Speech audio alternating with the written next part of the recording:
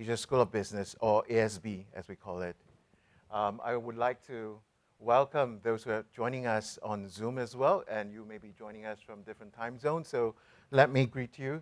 Good morning, good afternoon, good evening, depending on where you are. Now, before we start, just some, the usual advocates. So do keep this professional, do keep this polite. Let's, be nice to one another. We do have a 3 strikes rule. If you make offensive remarks or you make it uncomfortable for people in the room or in the chat room, then we will be forced to send you to the cool down corner, right? Okay, that's done. Right, for the agenda today, this is just a rough guide because, we don't really run things on the clock like a Japanese train conductor, but this is what we hope to achieve. I will start with the welcoming remarks. And who am I? My name is Winston. I lead the admissions team here at Asia School of Business, ASB. Some of you I've had the pleasure of meeting online, in person. Some of you, it's the first time I see you. Thank you for being here. I'm glad to see you. And so I would do my spiel, right? And then the main event, of course, I'm opening for the main event by Professor Melati. Yeah, and she'll be talking about ESG and her work in research in the region. And thereafter, we'll come back to some more sponsors' message before I allow you guys to go off for lunch.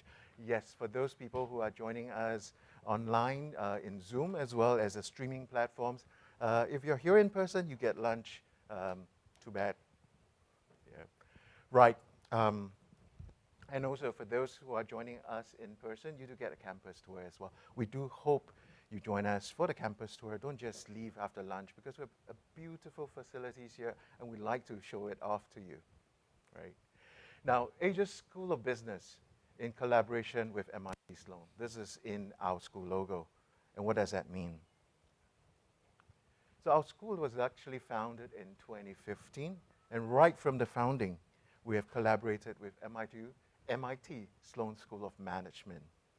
Now, the school is founded and owned by Bank Negara, the central bank of Malaysia, for those who don't know Bank Negara. And it has a very, very simple mission, or I call it simple because it's very clear, right? We want to develop principled leaders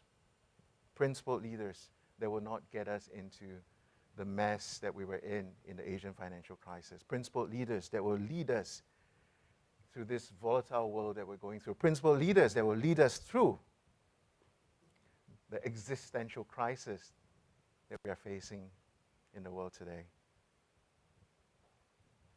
So this is our mission statement. Simple but powerful. We want principled leaders, and especially in the emerging world. So to that tune, what is the best way for us to bring some of the brightest young people around the world to come into the classroom with some of the brightest here in Malaysia, let them interact, and bring some of the thought leaders from around the world to teach them? Of course, an MBA program, and therein that was born. And of course, I can't talk about a school without talking about the man leading it, right? Our current dean, Professor Sanjay Sama, before he joined us, he was the Vice President of Open Learning up at MIT. For those of you who have benefited from learning from MITx, you have him to thank because that was his baby. But then again, for those of you, who have to pay a toll every time you go through an RFID toll gate, you have him to hate. Because, in his lab in MIT, they developed the software system behind RFID. Okay, so he is, in his own right, a very successful academic, as well as a very successful entrepreneur and innovator. Right? And we look to him to teach our students innovation. But I speak too much, right? Today, the main event is about Professor Melati, right? Melati really, she is our first Deputy Dean of Research here at ASB, right? And also, she, for some of you here in the room in Malaysia, you know how many op-eds she has written for, okay, well, I would consider The Edge mainstream media by now, right? For The Edge, for example, among others, right? And of course, she is also nominated as one of the change makers here in Malaysia. She will be one of those principal leaders that will lead us through these uncertainties. Right. You know, I'm going to turn over the floor to Professor Melati. Over to you.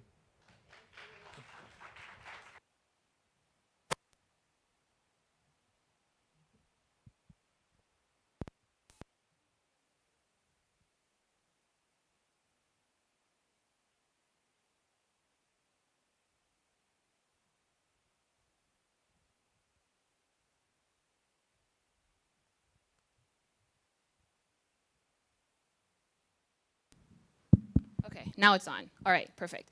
So just some housekeeping. So there's a little microphone thingy in front of you. So if you press it, you can speak. And I usually ask you to do this because people on Zoom won't be able to hear you if you don't. So just go ahead and get started. All right, so what is ESG? So today I will tell you a little bit about a 20-month research program that we've actually done here at ASB in conjunction with the South Korean government. So in 2022, the South Korean government, through the ASEAN Secretariat, who we also worked with for this project, basically came to us and said, we are trying to understand investment possibilities for South Korean companies in Southeast Asia. So it turns out that aside from China, Southeast Asia as a bloc is actually South Korea's largest trading partner, something I found out when I was doing this project. So because of this, basically they're interested in ESG initiatives. And so we were like, okay, we'll take this on. So we did this project, learned quite a bit, and I'm going to kind of present to you a couple of different things. So we're going to just have a discussion about what you think ESG is. Everybody uses these words, but sometimes I feel like we use words and we're all talking different languages. So what does it actually mean? So we'll have a discussion about that. And then I'm going to actually take you across Southeast Asia to show you, based on our data. So we spoke to more than 100 stakeholders. So these include companies, ESG service providers, regulators. So regulations is a big deal in this space. We also spoke to government agencies of a variety of different types, and we can talk about that. And then we reviewed like thousands, basically, of reports. AI helped in order to basically give you kind of a very general overview of what's happening in Southeast Asia. And then if I have time, and I'm not sure I will, I'm going to tell you about specific sectors. So thinking about construction, thinking about transportation, and then we'll kind of run through that and then just learn a bit more. So before I start, though, because I don't like to talk so much, so we're going to run through all of this. What is ESG? An ASEAN overview. What are people doing? And then look at specific sectors that we have identified as kind of being booming in this region. And then we're going to think about the way forward. And maybe this is also where you all can come here. I'm assuming that you know something about sustainability or are interested in it, or maybe you even lead a department that works on this. I would love to hear a little bit from you, and then we can take our discussion. All right, what is ESG? I always tell my students, you get what you put into a class, right? So what is ESG to you? Generated, so I had DALL-E generate this, but basically generate a picture that symbolizes ESG, and this is what it came out with. It's very vague, but they're people, I guess, I don't know. So what do you know about ESG? Tell me. Or I'm gonna start pointing. No, don't make me point. So I'll be very honest with you, I did not work on ESG specifically until this project. I worked on sustainability adjacent topics.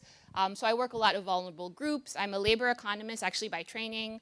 I work a lot at informality. I work a lot with international organizations, so World Health Organization, UN, released a report on statelessness, which is a big issue now in Malaysia, but I never really worked on ESG specifically until this project. So I'm always curious to see what people think is ESG.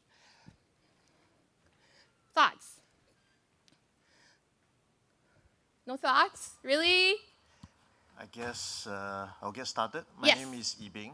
I'm from Ganesh team and also director of B Market Builder Southeast Asia. Basically, we promote the B Corp certification Oh, in nice. Southeast Asia region. Nice. So Yeah. you know more about this than I do. Go on. No, I'm humble. So for myself, well, ESG is obviously is the abbreviation of environmental, social, corporate governance.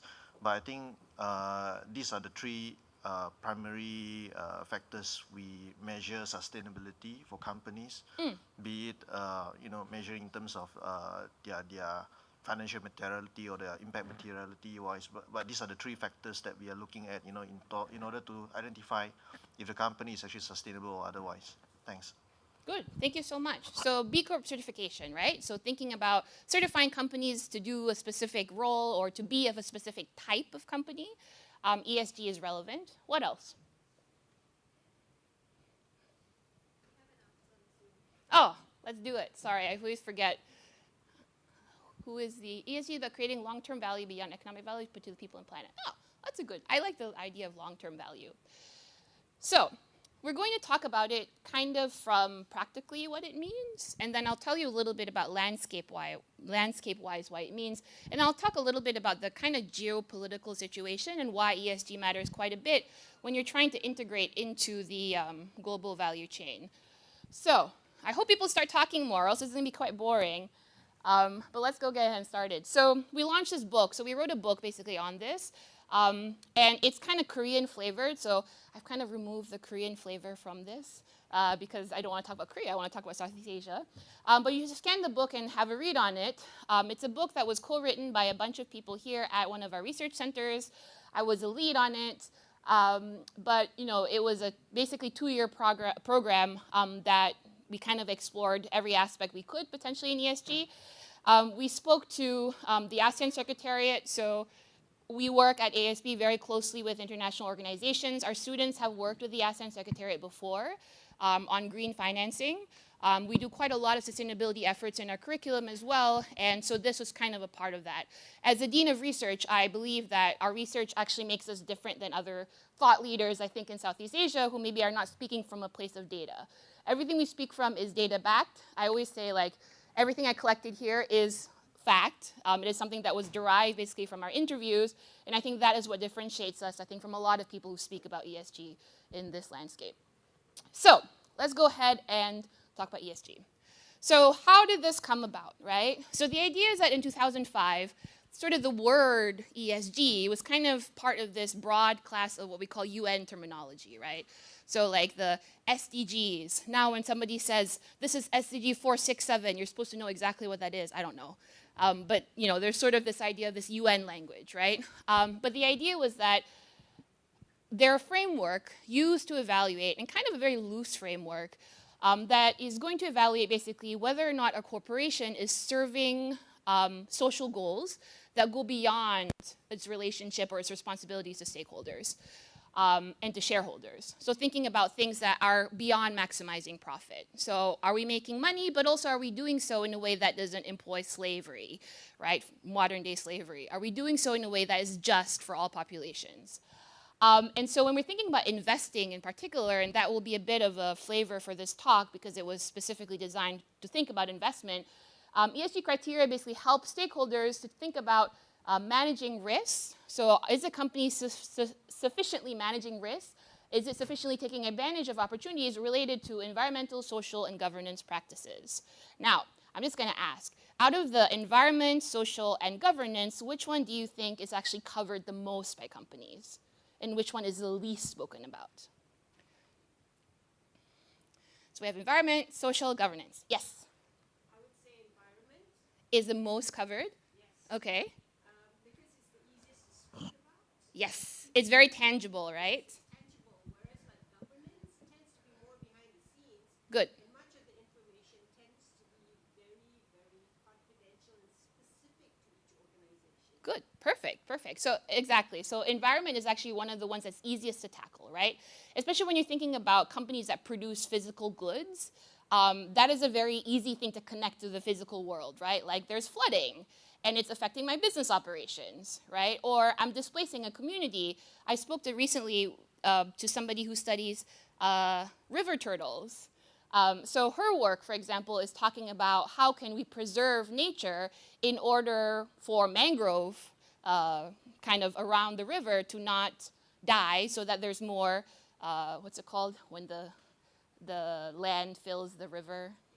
Erosion, there you go.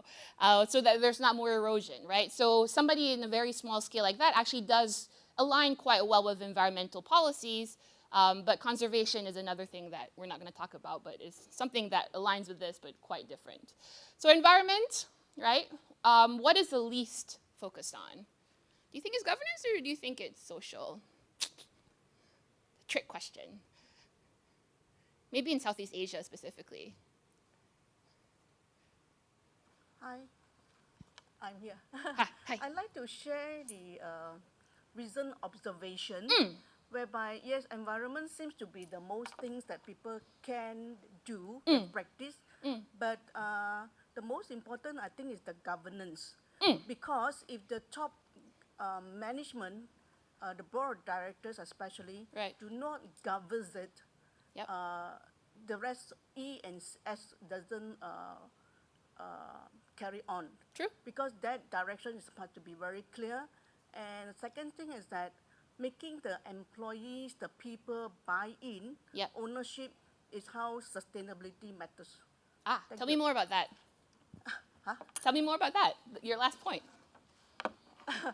Okay, I warned you, I don't talk much. I want you guys to talk. Go on. because beside SDG, there is another called IDG, Inner Development Goal, whereby you inspired the people to understand why ESG is for everyone, for us and for the next generation. If you can make that purpose understand, the rest is all automatic actually. Thank you. Nice. Thank you for that. Yeah. So when we're thinking about, I sense that people say like less is done on G, right? So the interesting part actually is that in Southeast Asia, the part that is kind of neglected more is actually the S, which is interesting. But the G has been addressed. I'm not sure how practically, but there's also the transparency issue. But I think the S is actually one thing that has not been addressed as much. Yes. Sorry. Hi. It seems like a really unfair question you're asking. It is. Because I think they're all interrelated. But I can quantify it, which is why I'm asking. Possibly. I might challenge that as well. But I think these things are interrelated. So when you're looking at these things, they're going to be based, they're interrelated, they're interdependent on each other.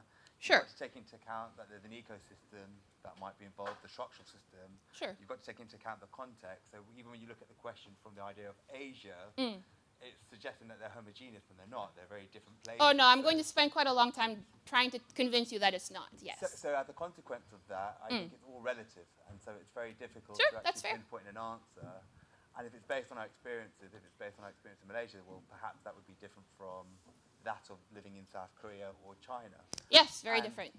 Some of our biases as well with our political systems as well. So Yes. the assumption might I will be talk that about that, yes. a democratic governance might be better, but my experience of living in Dubai was quite the opposite. That Yeah. sometimes.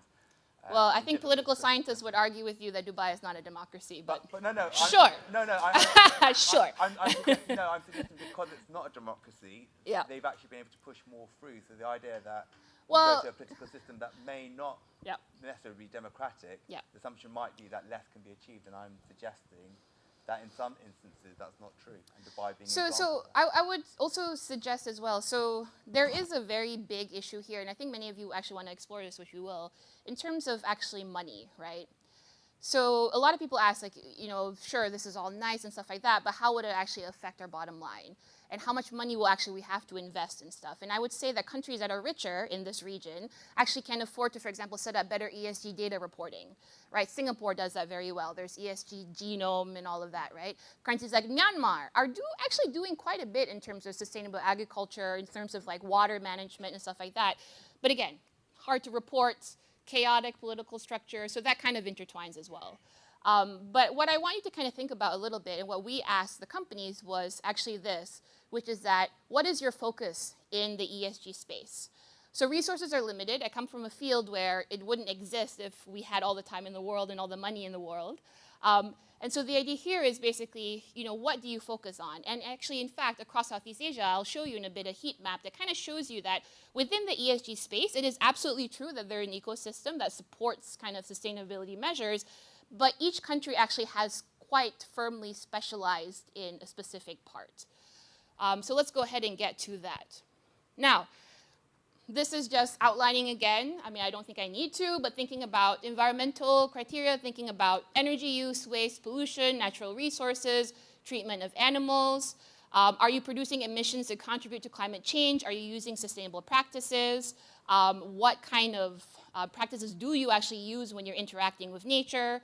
So that will all generally fall under E. Social will think about your company relationships, right? So how do you manage employees, suppliers? Do you have equitable systems in place? We actually had put quite a bit of discussion on a lot of things that South Korean government took out, but I'll just give you one example from the book. So one thing we talked about was actually gay rights, right? Which is a very kind of Western accepted right, but something that when we put it into this report, showcasing the lack of it in Southeast Asia, we were told to take it out from the report, right? So that gives you a little bit of, there are many things within this sphere that are actually quite not talked about, but acknowledging that, we are going with that as sort of being the compass. And then we have governance, right? So we have rules, responsibilities, different stakeholders. We think about leadership, we think about pay distribution, and then we also think about communities in which they operate, right? So are you also extracting a lot from the community you operate in without actually giving as much back? And so the thing about this is when you look at specifically what it means on kind of a regional or global level, it actually becomes quite related to taxonomies. And so I'm going to talk a little bit about what ASEAN is doing, and the reason is the following. So as specific countries, I think outside of Indonesia, Southeast Asian countries are very small, right? We are not the kind of, we don't have the size of the market to basically be able to dictate any point in the supply chain, unfortunately.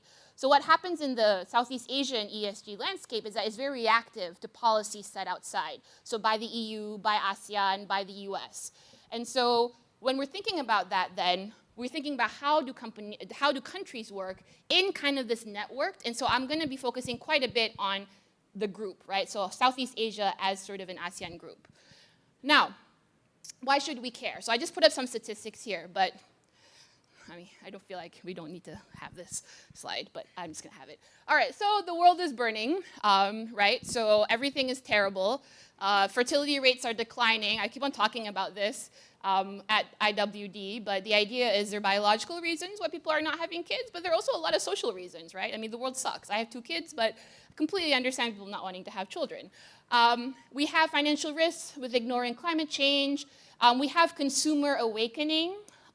So one thing that I study and teach here is about digital platforms and thinking about how have companies basically mobilize platform technologies in order to kind of create these consumer stickiness, but also very big networks with very big network effects.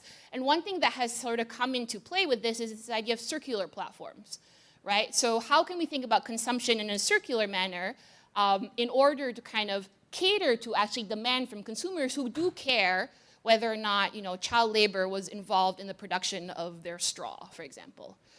And then we also have investors considering ESG as a very big part of their kind of investment approach.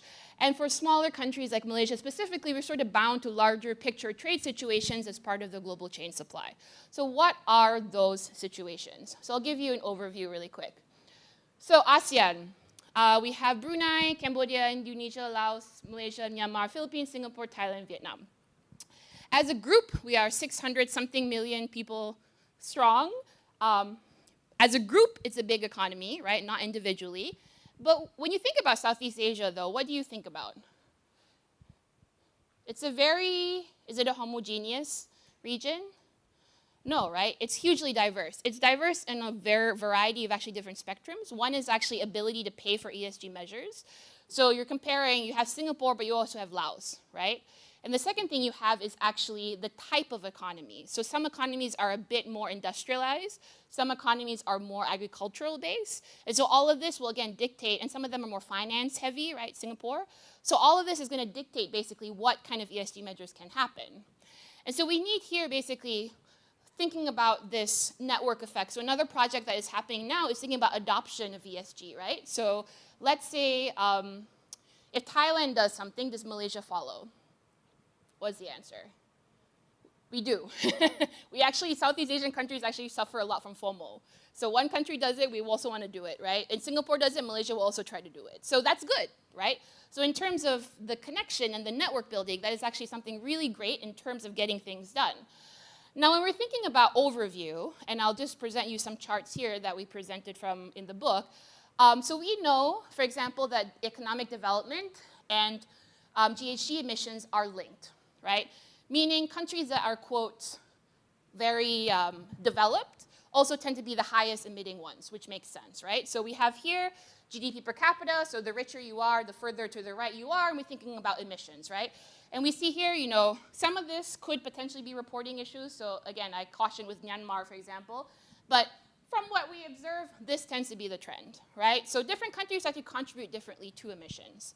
But then we think about different stage of development. So when you think about sustainable financial markets, we're thinking here, measuring that kind of in terms of sustainable bonds, which you can read more about in the paper. So not every country has a market for sustainable bonds, but amongst the ones in Southeast Asia that do have, we do see, again, a little bit of variation. Vietnam actually is catching up quite quickly, despite the fact that it's kind of clustered away. But the idea here is that Singapore is basically a leader, and then in bonds specifically, and Philippines is a leader in disclosures. So again, what I'm trying to show here is diversity. This is a very kind of diverse region in terms of what happens. And then we have renewable energy and carbon offsets, right? So we have, for example, emerging economies. So people always ask me, like, is Cambodia doing anything? Of course they are. I think it's really terrible to think that countries aren't doing things. They are in their own capacity. And so we have here that they have, you know, these countries have very high renewable energy use and significant investable carbon offsets. So here are basically the plotting of all of that, and this is an interesting picture because, again, it gives you a bit more of a flavor in terms of what is happening in the region. Now, regulation heat map. Okay. So actually, before I go to this, I'm going to ask, any questions? You all are very quiet. At ASB, we grade people for student participation. Y'all not doing so well on that axis. But anyway, let me know if you have a question, and I'll stop. Yes? Sorry, Melati. I'm mine, right? Yep. Hi. The Singapore stat is quite interesting, right? Yes, it is. But that is a function of what's happening within Singapore, or does it also take into account Singapore companies that invest in RE in other parts of the world? So this is actually what is happening in Singapore. Okay. Yeah. Good question, though. Any other questions? No. Yes. Please ask. Okay, just very quickly. If I'm not mistaken, Singapore signed a deal to get RE from Laos shipped, Signing deals and executing deals are quite different. Cabled through Malaysia. Is that taken into account there? This is data as of not last year, 2021. So unless that deal was signed recently. Yeah, I think that would. But the other thing actually is that there is sort of what we have seen is actually a lack of a lot of deals, not as much execution to match the deals. So we'll talk about that sort of moving forward. Yeah.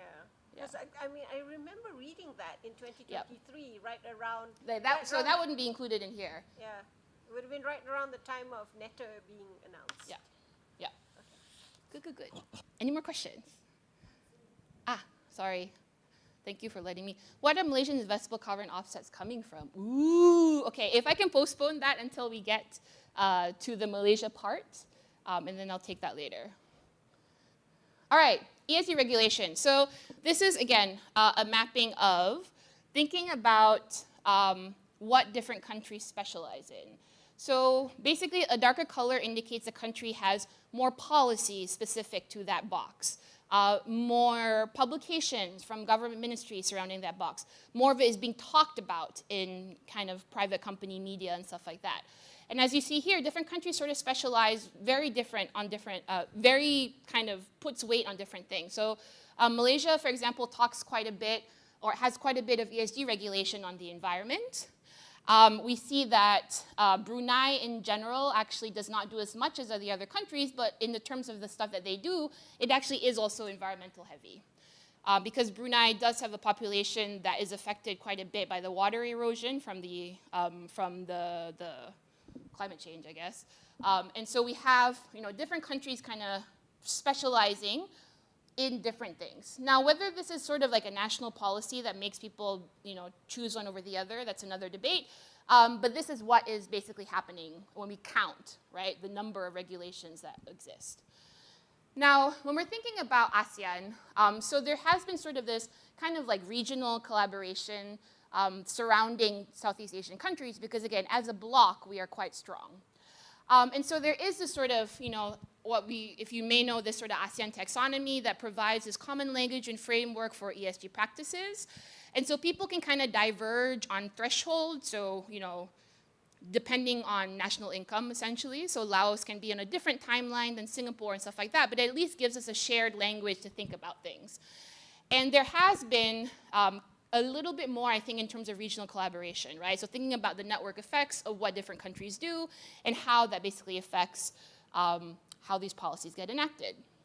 And so when we're thinking about beyond ASEAN, and this is what I was talking about a bit more, so how are our policies responsive? And it turns out that international accountability actually has been one of the key forces in driving a lot of our regulations.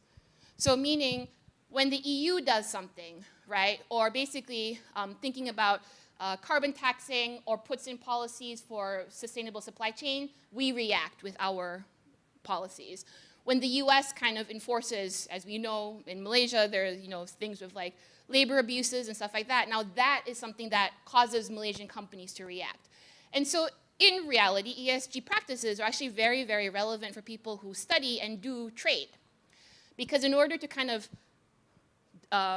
embed yourself within the global value chain, there are certain standards that Malaysian companies, Southeast Asian companies are held to, and therefore those are the things that kind of companies focus on because, again, we can't kind of trade within us, we need to trade outside. So it's a very interesting sphere because, in a sense, a lot of initiatives are coming from within the countries, but at the same time, most of what we're seeing is outside regulation pushing kind of inwards reflection on what we should and should not do. Now, when we're thinking about ASEAN, so one thing I just put this slide in because we did quite a bit on investments here, but we have ESG practices spreading quite widely across Southeast Asia, and then I'm actually going to go through each country after this. But the idea is that there's a very large skills gap in Southeast Asia in particular. So what do I mean by that? I mean by people who kind of understand ESG services or ESG consulting, right? So if a company wants to comply more with ESG standards, who do they go to? How do they do this, right? The know-how is a bit lacking in the region. There's quite a bit of carbon offset opportunities in the region, however, and there is actually, and this is the kind of hardest part, quite a lot of market instability due to, I think, politics, essentially, right? So to give you a sense, like, we were doing interviews with people from Myanmar who had to pull out because, the coup was getting worse, and then we kind of lost touch with them, so we don't actually know what happened. But a lot of our researchers, we went to basically 10 different countries to talk to, well, 9, not Myanmar, to kind of figure out what's happening. And I mean, when you're worried about your personal safety, you can't do ESG, right? Somebody always asks me, people always ask me, can you worry about sustainability when, you're kind of not even achieving basic rights? Like, people can't even have clean water. And you're worried you're going to get killed tonight as you walk back home. I think that's sort of an interesting thing. And one criticism, which is that more developed countries are sort of imposing this on countries that are not maybe ready yet for these transitions, which I think is a very valid concern. So now what I'm going to do is I'm going to basically run through all of the, I'm going to skip this, and I'm going to run through all of the different countries. So, okay, ASEAN does a lot. So you can read about ASEAN, but not so interesting. But I now want to work on specific countries. So what I'm going to do now is I'm going to run through all 10 countries. If I have time and Winston allows me, I will continue on to the sectoral guides. But I want to just give you a sense of what each country is doing. All right, so why are main policies important? So you may ask, for example, why do we sort of focus on this? And it turns out that for different countries, whether or not your government is thinking about policy making does correlate quite well whether you actually enact it. There are some execution issues, but we generally focus on policies to see whether anybody actually has any policies that relate to ESG. So we know that, for example, Brunei is very oil resource heavy, a very stable political system, right? And I would say one of the highest standards of living amongst ASEAN countries. Brunei actually does not do terribly much in the ESG space, but what they do is actually confront environmental changes. So what was very clear, for example, was that universities are engaged quite a bit in Brunei in terms of thinking about how do communities who live by the water are able to sustain their life, right, going forward. Thinking about the private sector landscape in Brunei, I think is still emerging, actually, so outside of the oil and gas. So thinking about how can those companies kind of be built into this is another consideration. Then we move to Cambodia. So Cambodia is actually very interesting because nascent, but when we visited, they actually were very, very enthusiastic about a variety of sustainability agriculture initiatives. So the other thing that they have to do is they've been hosting quite a bit of capacity building initiatives, so educating people on what is sustainability, why should Cambodians care, why should you do things this way versus that way. And so they're hosting quite a bit, and if you speak to the ministers there, they're very open to this idea of education of their consumer population. And they're also thinking about opportunities to issue green bonds, which is quite interesting. Still nascent, but there has been quite a high demand from investors. There's a fairly large international presence in Cambodia right now, actually trying to figure out how to think about sustainable tourism, for example, and so that has been quite interesting. Indonesia. So Indonesia has a huge economy, the biggest basically in terms of just number of residents in there.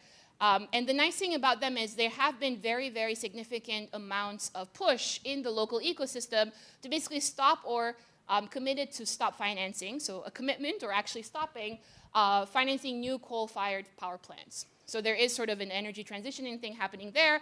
And also we know, and this is something that is true in Southeast Asia as well, a lot of manufacturers are attracted to build and invest in EV infrastructure.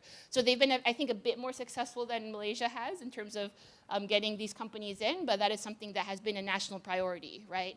Now thinking about dealing with those batteries in a couple years, that's another sustainability element, but that is what is happening. And they have, I wanted to point this out as well, they have a very nice, actually, just energy transition partnership, which again talks about trying to divest from environmentally harmful sources of power. Laos. Laos is least developed. We did go in person to collect data for this, and it relies very heavily on agriculture. And therefore, a lot of what they're trying to do basically is promoting sustainable agriculture and trying to think a little bit on renewable energy. So a lot of these countries that may not have very sophisticated kind of ESG reporting tools are still doing things within the sphere. And the interesting thing that has been the case, and this is an example of what happens when there's more peer network effects, right? So Malaysia wants to do more EV usage. Thailand does as well. Indonesia has factories set up. Laos also wants to kind of do it, right? So the FOMO is real, basically, in the sphere. Whether or not they can, they should increase EV usage is another question, but that is something that has been highlighted as sort of a government policy. Malaysia, so developing country, almost high income, not quite there yet, with a growing ESG landscape. So authorities at least talk about it quite a bit. We do have we talked to public listed companies, people from Bursa. Actually, Bursa didn't want to talk to us, I think. I need to check. If somebody from Bursa is here, I need to check on whether you talked to us. But at least public listed companies were increasingly aware. And we have, for example, a taxonomy, a way to think about things. So we have the climate change taxonomy. And we do have, actually, and this is the frustrating part, quite a number of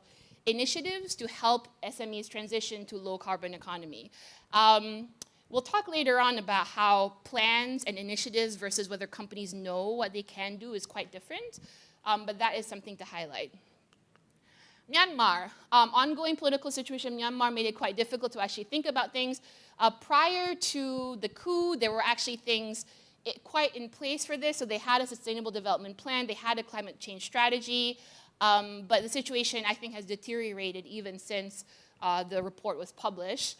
So in Myanmar, I think our conclusion was that it was quite driven by needs. We were able to speak to somebody who runs one of the biggest solar companies in Myanmar, and she was telling us it's like solar and like water engineering. But she had told us, adoption seems to be something that was quite keen, but again, the political situation, I think, made it quite difficult in Myanmar, unfortunately. I want to talk about Philippines next, and then I'm going to pause after I finish all the countries just to take some questions.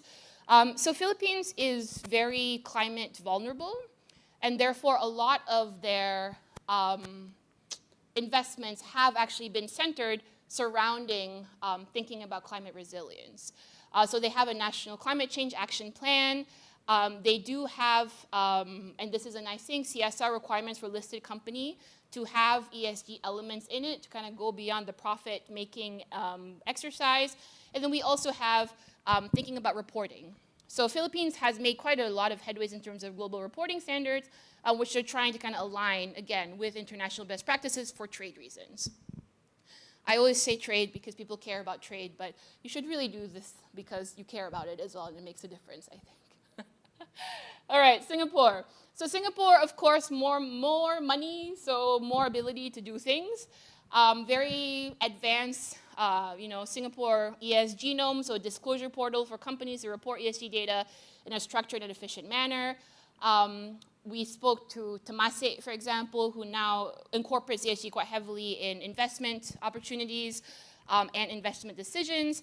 And then we kind of have a lot of financial sector people kind of talking a bit more about wanting some guidelines from central banks. So I think that will be coming soon in terms of how central bank and regulation kind of plays into what companies do.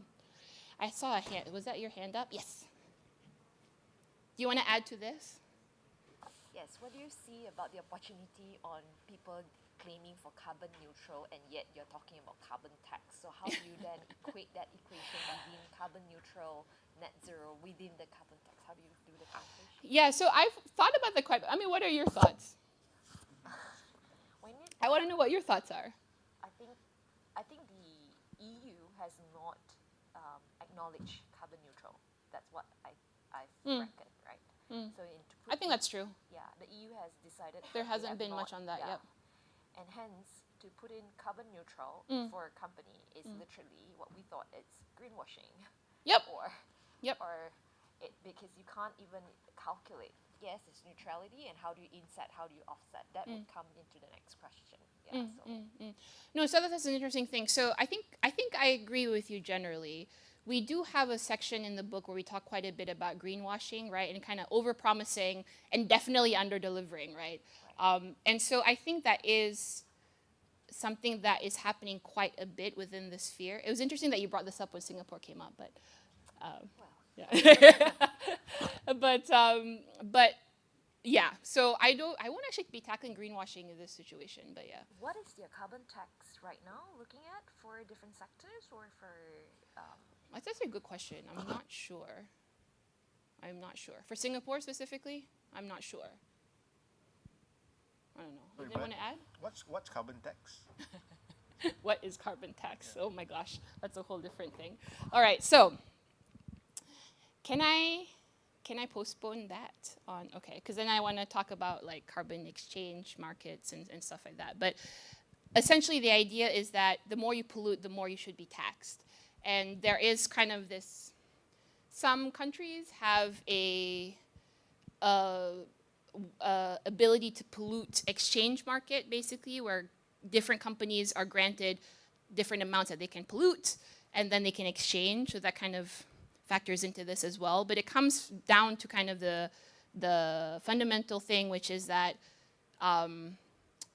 creating kind of a market and internalizing the externality. So an externality basically is something when a company, for example, is producing something, right? So steel company produces sludge. That's my typical example, right? The true cost of producing this bad good is not fully incorporated into the price of the product. So that is what economists call an externality, meaning maybe I produce a sludge, it's harming an indigenous community down the river. The cost, the health cost to them, the emission cost, blah, blah, blah, is not fully captured by the price of the product. So actually, the product should be more expensive in order to pay for that, right?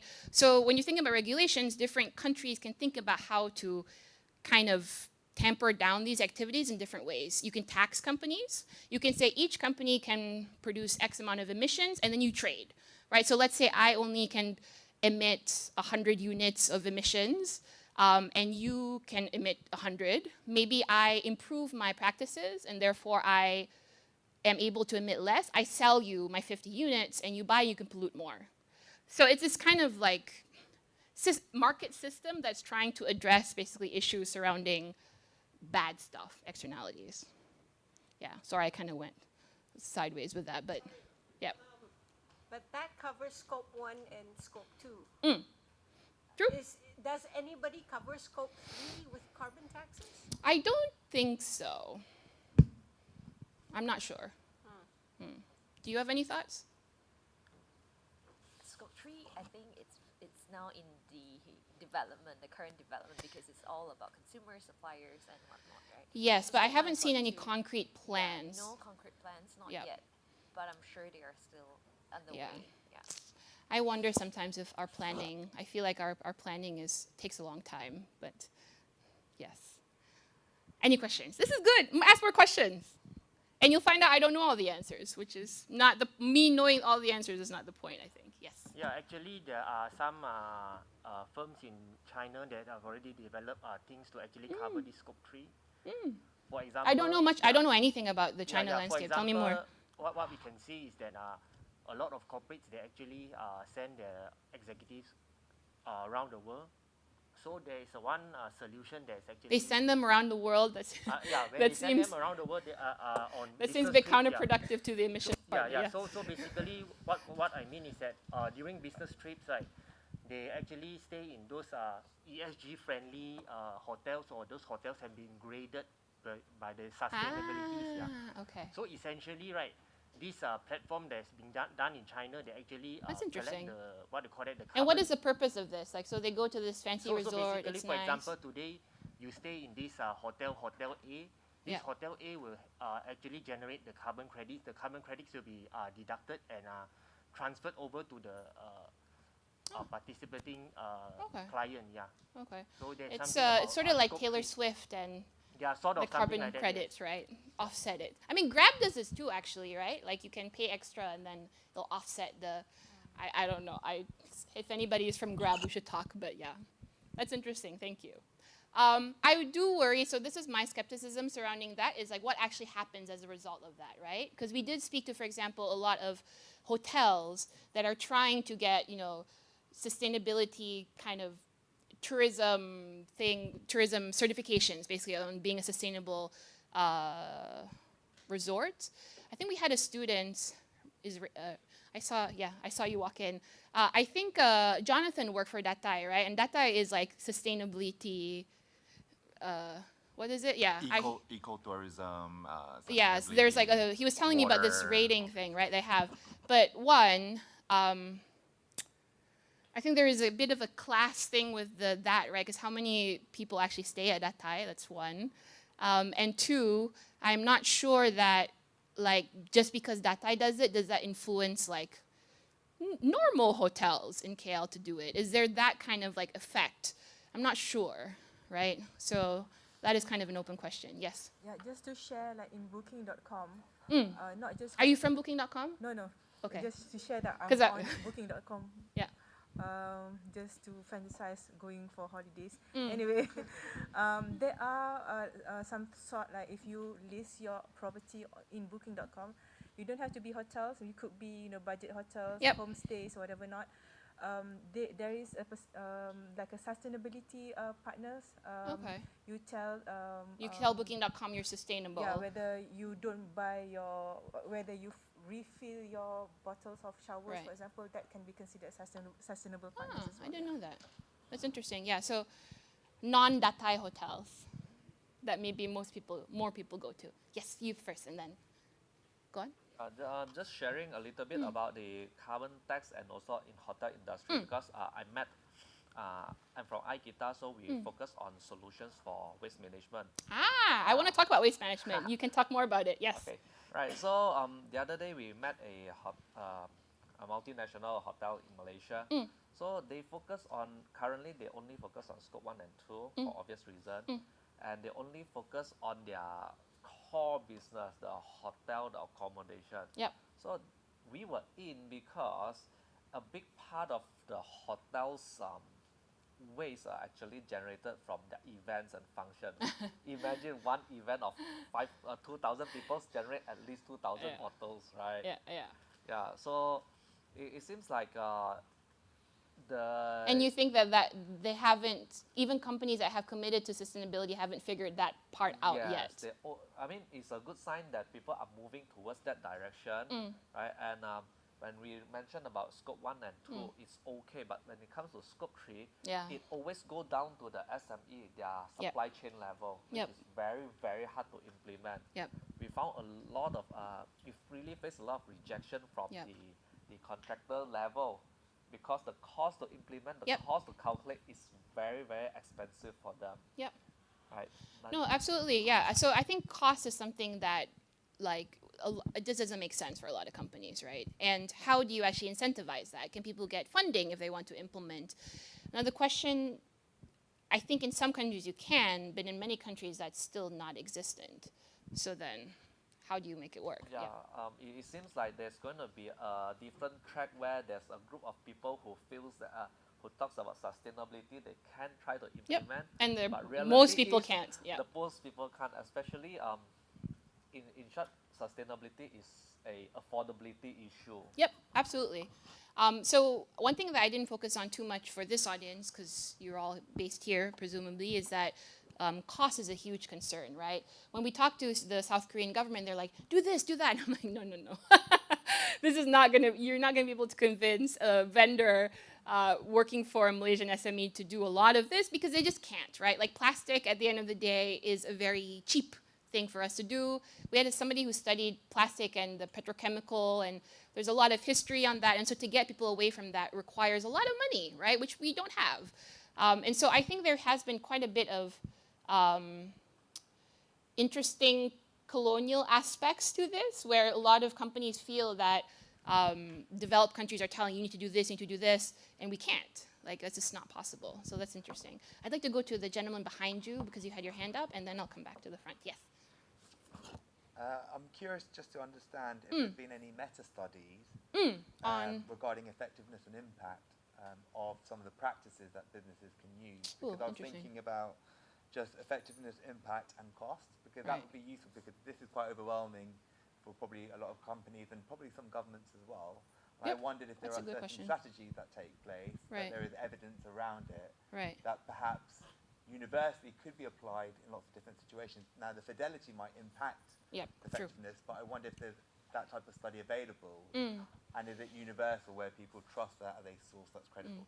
Are you thinking about Southeast Asia specifically? Yeah, just- Yeah. So that's a fantastic question. So I did not actually encounter much of it. Okay. Yeah. So that was interesting.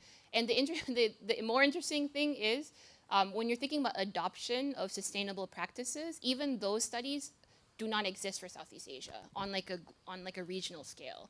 So they're like anecdotal, like somebody in Cambodia said this and somebody in Thailand said this, but there's not actually like a structured meta review. So we're trying to look at that because obviously that can help inform business practices, but no. Thank you. Yeah, but you can write one, maybe. Yes. Go to his point about scope 3. What my company did was, we are a public listed company.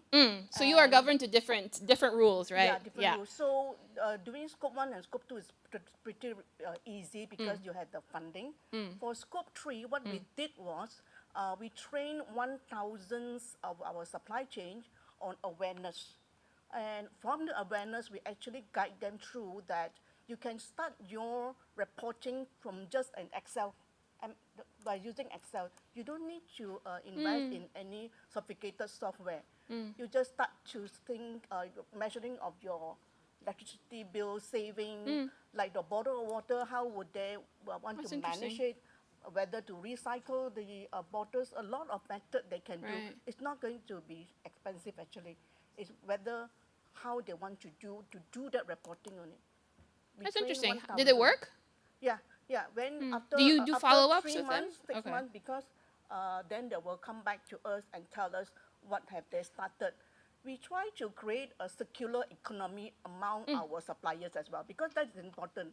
Your waste could be a purpose to another organization. Yeah, thank you. Okay, sorry, I'm going to push you a bit because public listed, right?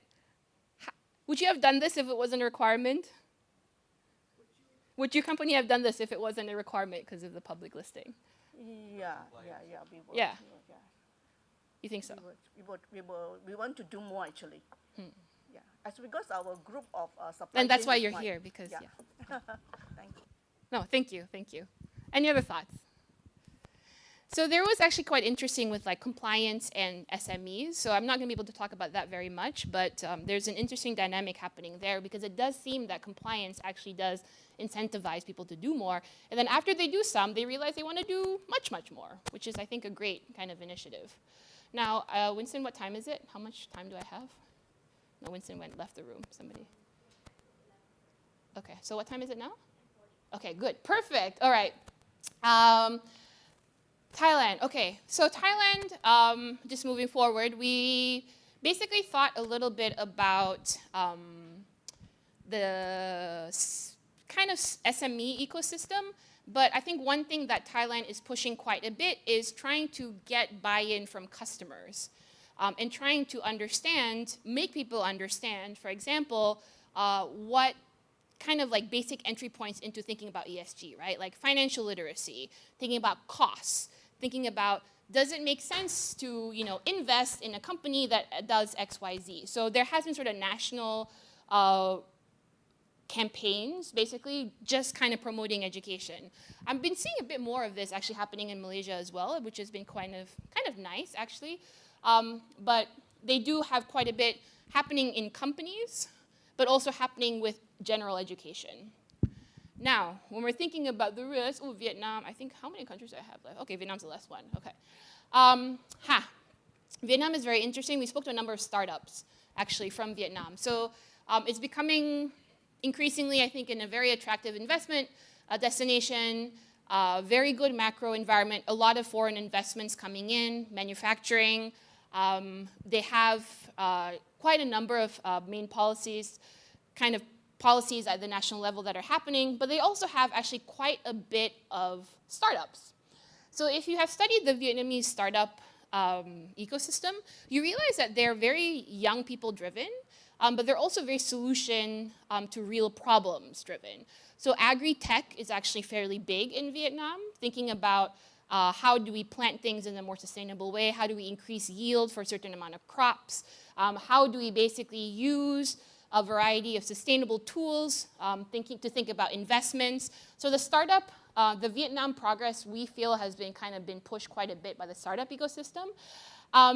And what we also spoke to potential investors, and what they told us is that there is a lot of eagerness to invest in renewable energy, but they don't quite see the policies yet. So that's not happening. So the main push has actually been from the startup ecosystem, which is interesting. So I think that is the main gist of the tour. So we have gone through Southeast Asia, but now what I want to do is I want to focus on specific sectors, and then maybe we can talk within those sectors. Before I move on, though, any questions? Yes. You. As you went through the different countries, right, you kind of touched on there was a common theme: funding, cost, money. Yes. So I just wanted to know, in your view, like where does ADB or these kind of type of FIs play their role? Do you think they're doing enough? Do you think they can do more? Because you do see headlines like, partnering with Cambodia or with Vietnam, right? In certain sectors, not the entire spectrum. But what's your views of that? Yeah, so that's a very interesting question. So one of the recommendations that we did was actually for increased funding for ESG practices, right, essentially. So a lot of countries, I mean, you completely pointed it on, like, want to do more, don't have money, don't care, not a priority, right? Because, you know, hunger is more relevant than sustainability for them. And so I do feel that financial institutions are slowly realizing that to help the economy that they are in, they need to basically provide more green financing, essentially. And we're seeing a little bit more of that, but I think it's sort of being couched in terms of, again, like FDI, right? So you see, for example, South Korea is quite heavily invested in Vietnam, and they try to kind of provide funding to companies or work with companies to try and sustainabilize parts of their production. And I think more kind of tech transfers or knowledge transfers that way should happen, honestly, if people want to see a more integrated world. But I think for now, it just very much seems like each country should be on its own, which is unfortunate, right? And ASEAN, I think, tried to do something, but yeah, international organizations. Yes? So the question was, are carbon credits another asset class bringing diversification and alpha, or they are genuinely driven by the carbon tax market? So is carbon tax an asset or a liability? Oh man, I don't know the answer to this. Maybe we can open it up to the group. Anybody who does specifics on carbon assets or liabilities. Oh gosh. Sorry, the last time I took whenever I read financial statements, my eyes kind of glaze over, so I don't know. I can try to get back to you or whoever is asking that, though, because that's an interesting question. Yeah, I don't know is the answer. Yeah, can I have a... Yep, go ahead. Among the ASEAN countries, which country government or industrial they adhere strongly on the compliance basis? Compliance basis. Especially Malaysia is export market kind of. Yep. Country. Yeah. I mean, all Southeast Asian countries are export market countries, right? Okay. Yeah. Precisely on scope 3. Yeah, thank you. No, that's interesting. So the part of ESG that I find very interesting is there's clearly a lot of knowledge on different pieces, but it's been quite difficult to actually aggregate this into like one cohesive understanding, like a meta review of sorts. So I kind of work more on the social kind of sphere of the ESG. So I can answer questions on that, but when it comes to like specifics on financing stuff, I actually don't know. So we can talk more about it during lunch, because I'd be interested to see how I can know more, actually. Any other questions? I don't want to go through this really quick, and I don't have that much time, so maybe I'll choose some sectors. But basically, we kind of go through each sector. So we identified, I think, 6 or 7 sectors within the ESG space that would be good to invest in for South Korean companies. And when we were there, we also spoke to a number of other East Asian countries, actually Japanese delegation, for example, to think about what in Southeast Asia is kind of worth investing in when it comes to the ESG space. So we have sustainable and social finance. I'm not going to go through this very much because I want to touch some other ones, because we have a waste management person here, so I was going to go to waste management, actually. But we have actually, let me go to waste management and then come back. Maybe I didn't put waste. Oh no, yes, waste. So this is actually one of the interesting sectors that we wanted to highlight in Southeast Asia. And the reason is that we generate a lot of waste. Malaysia generates a lot of waste, but I think Southeast Asia in particular generates quite a bit of waste. And we completed a study recently looking at the nature of recycling in Malaysia. Does anybody know why we don't recycle more?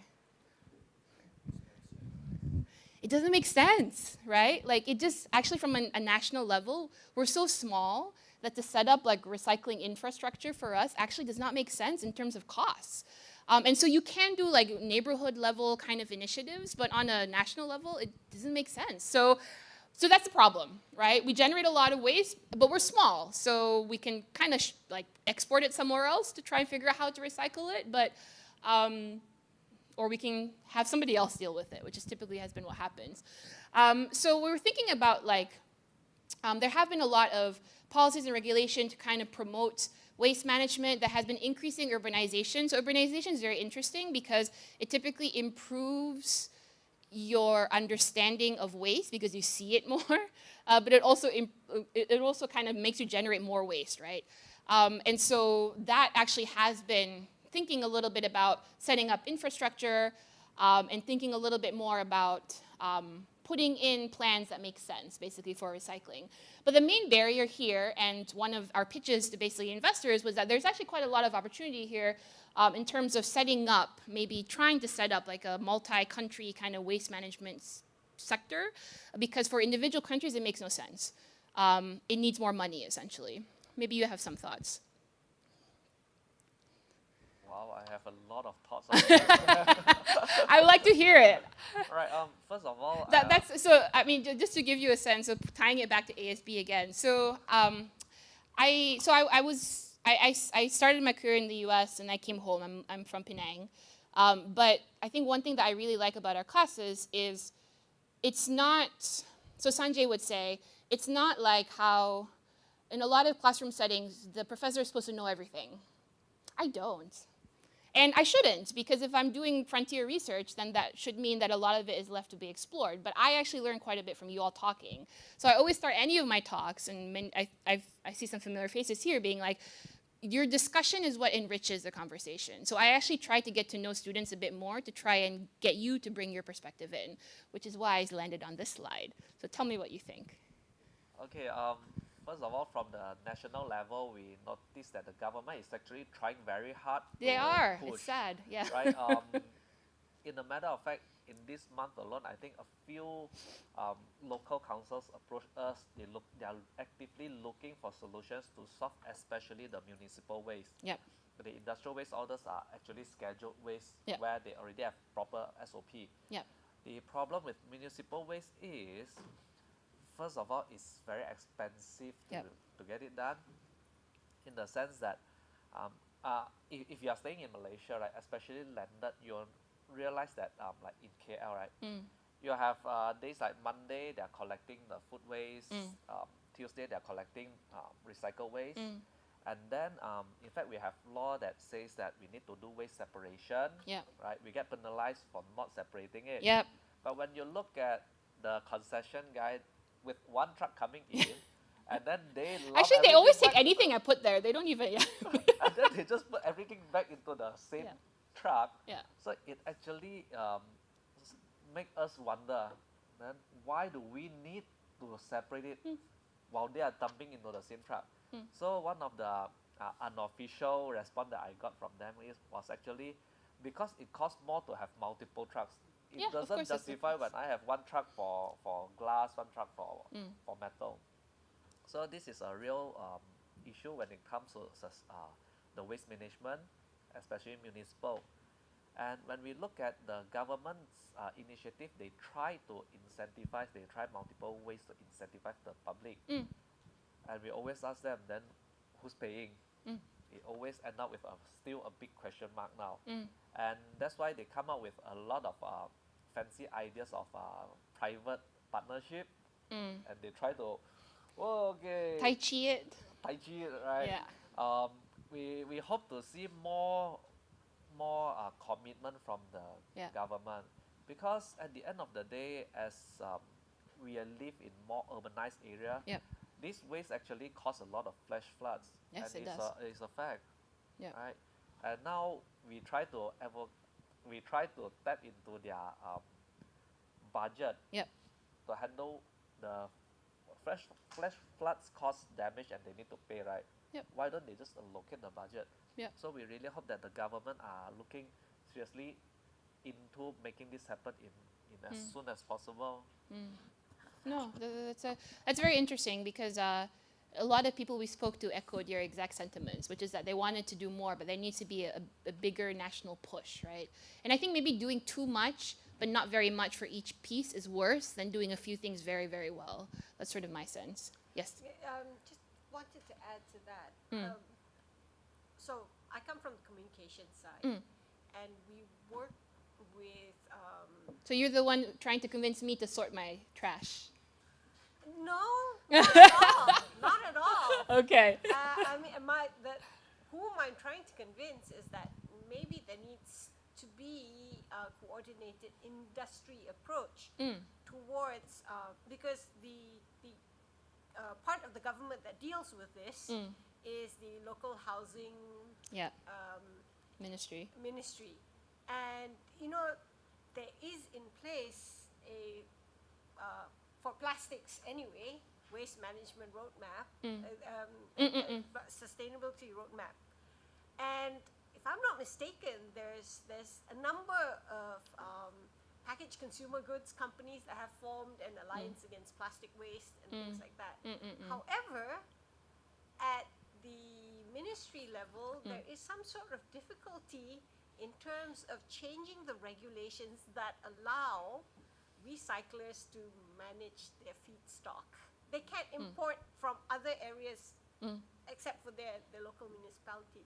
And I think this is like a short-sighted aspect that's not being pressured for change. So we need that change to move, and I think Do you think that change will come from private sector? That push. That push can only come, I feel, if large recyclers, consumers, all push at the same time. Even like researchers like yourself are saying like, look, here's the data. It's not moving because of this. And then basically the recyclers can say, waste management companies all say like, look, we're all stuck. We've got all this stuff, but we can't develop the connectivity for it. So then my question is, why isn't it happening? No, I mean, that resonates quite a bit with me because, the funny thing is, so the research on plastics that was done here, I wasn't really part of it, but I was actually very surprised to understand the cost, the mechanism, because like the finding was like, yeah, so it doesn't make sense for us to recycle. And I was like, what, really? That can't be it. But it was, like cost-wise, it seems like it just does not make sense. So, yes.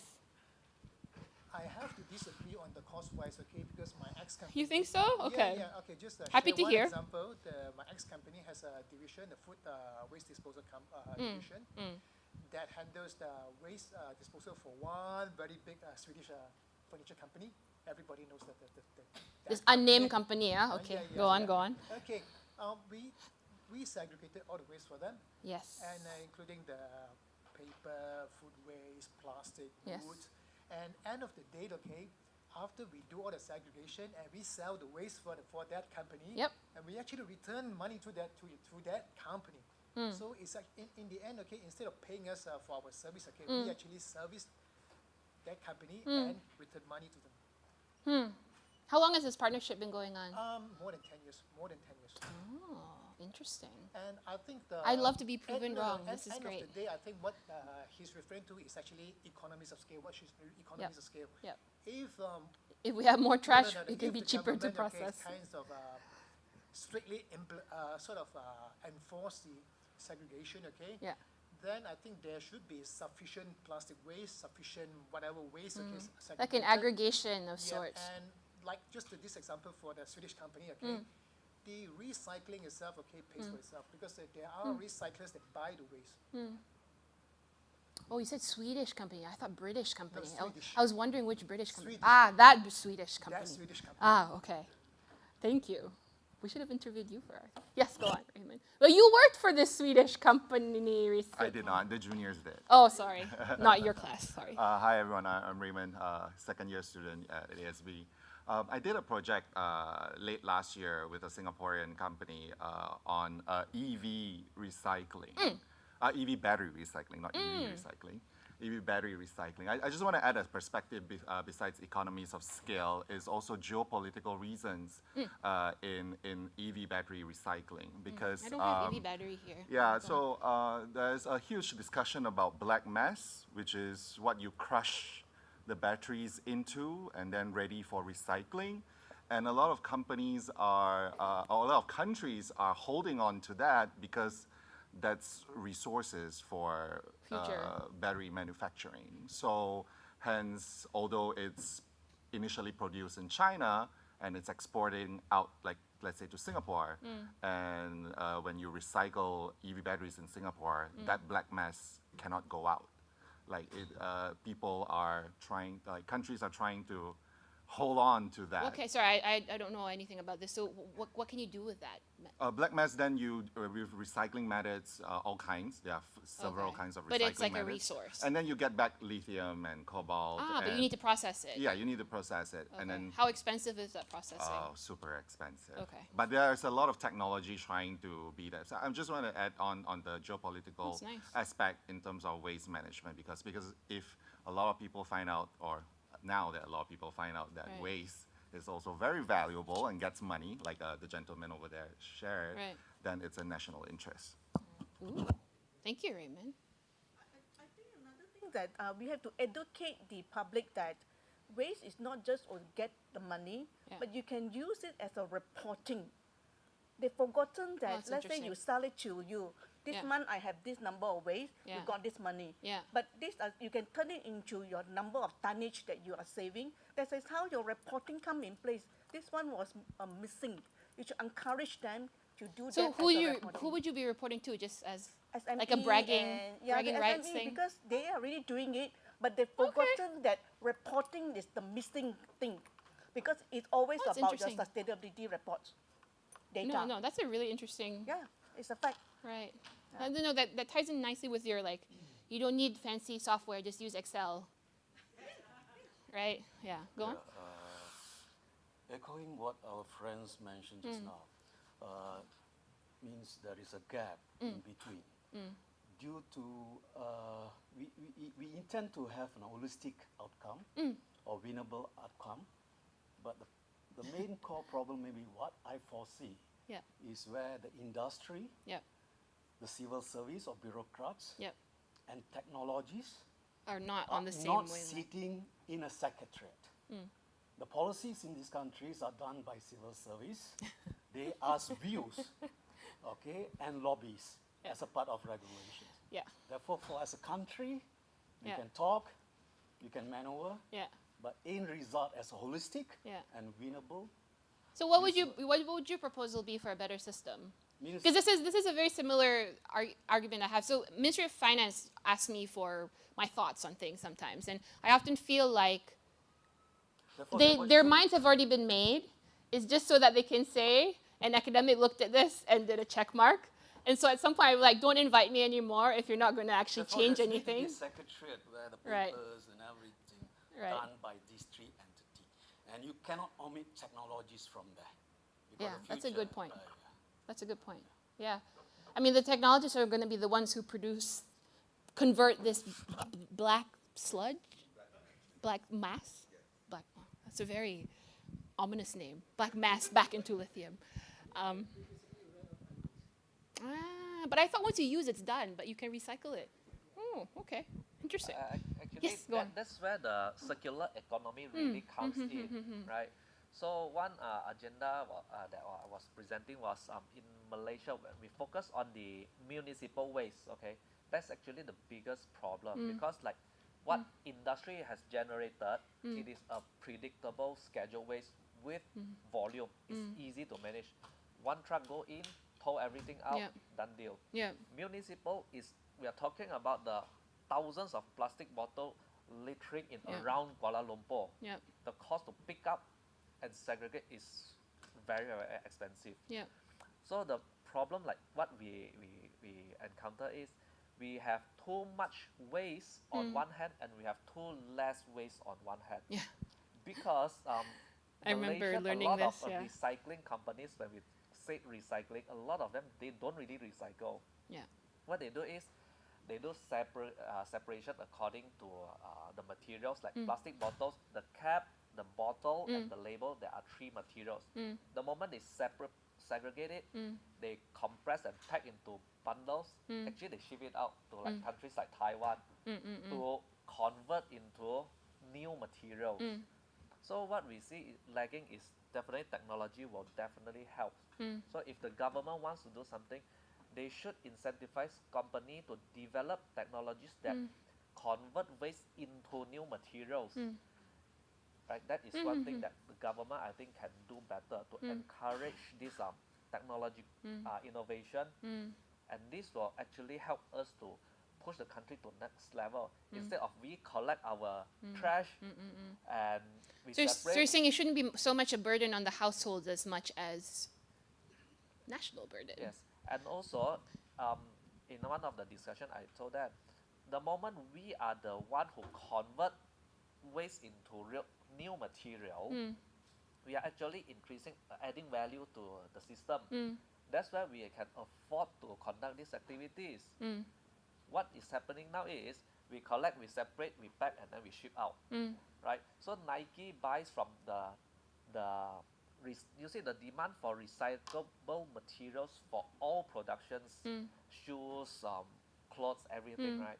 So there's very high demand. So Nike, instead of buying from Malaysia, they actually buy from Taiwan. And what Malaysians are doing, we collect trash, we separate, and then we pack and sell, which is still the low cost, the labor intensive work. So that's my So the point. innovative, no, that's an interesting part. So we have an ongoing kind of engagement with a lot of Malaysian tech startups, actually, and we hear quite a lot of this, like there's not really a push to innovate.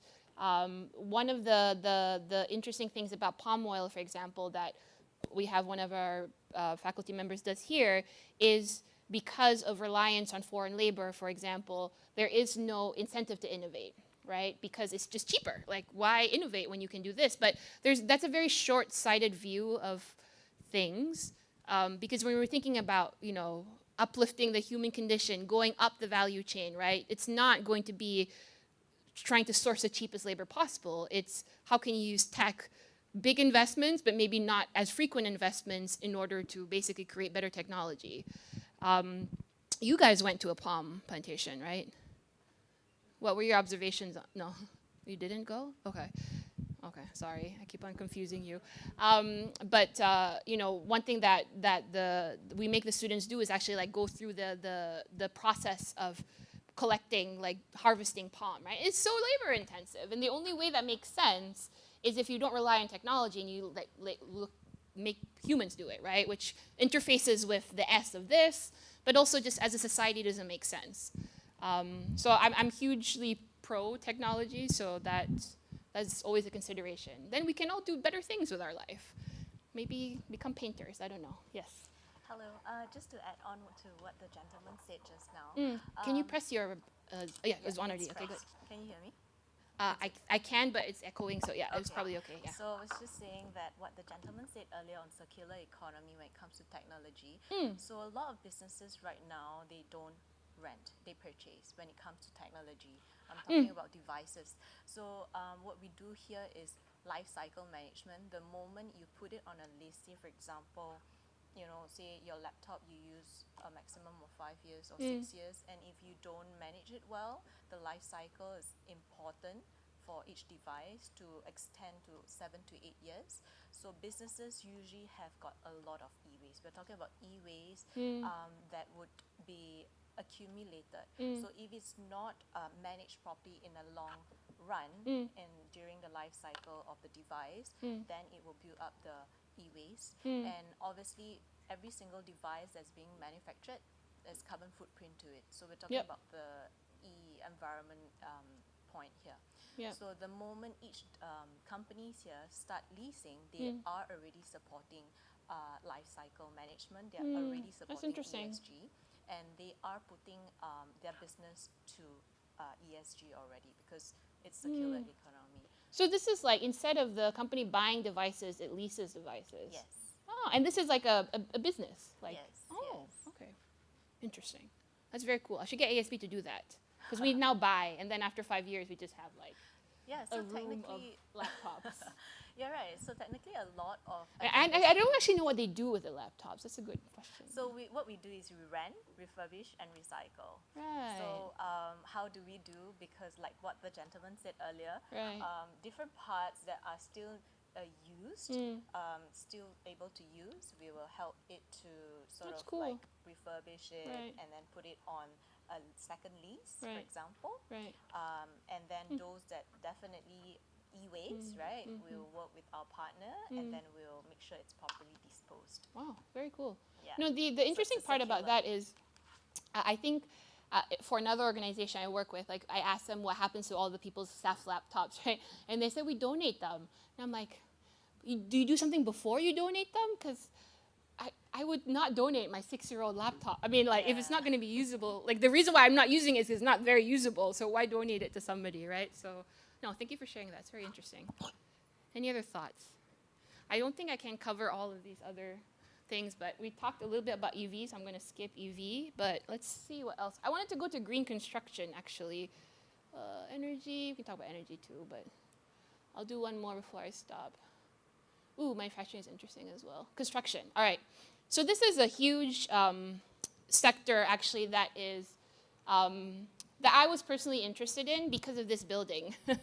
So I'll tell you a little bit about what that means. But the idea here is that the green building sector in ASEAN is gaining momentum.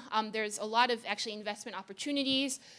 We spoke to companies in Singapore, Malaysia, Indonesia, Thailand, and Vietnam that talked a little bit about, sustainable green buildings, right? And the interesting part was, and I'll tell you what the data said, and I wanted to give you a bit of sense of my experience with this. So there are opportunities basically to think about adoption rate technologies. Jakarta has a very huge green building market and particularly potential. But costs, of course, remain a big concern. And there is kind of a lack of public awareness and kind of the understanding of operating a green building. So I've been with ASB since 2017, before we were in this building, right? And we always, so my frustration with a lot of Southeast Asian buildings, well, actually Malaysian buildings, is I feel that there must be a better way to build buildings given our climate, right? So we use a lot of glass, which to me doesn't seem like it makes sense. Ventilation is terrible. We can't open these windows, right?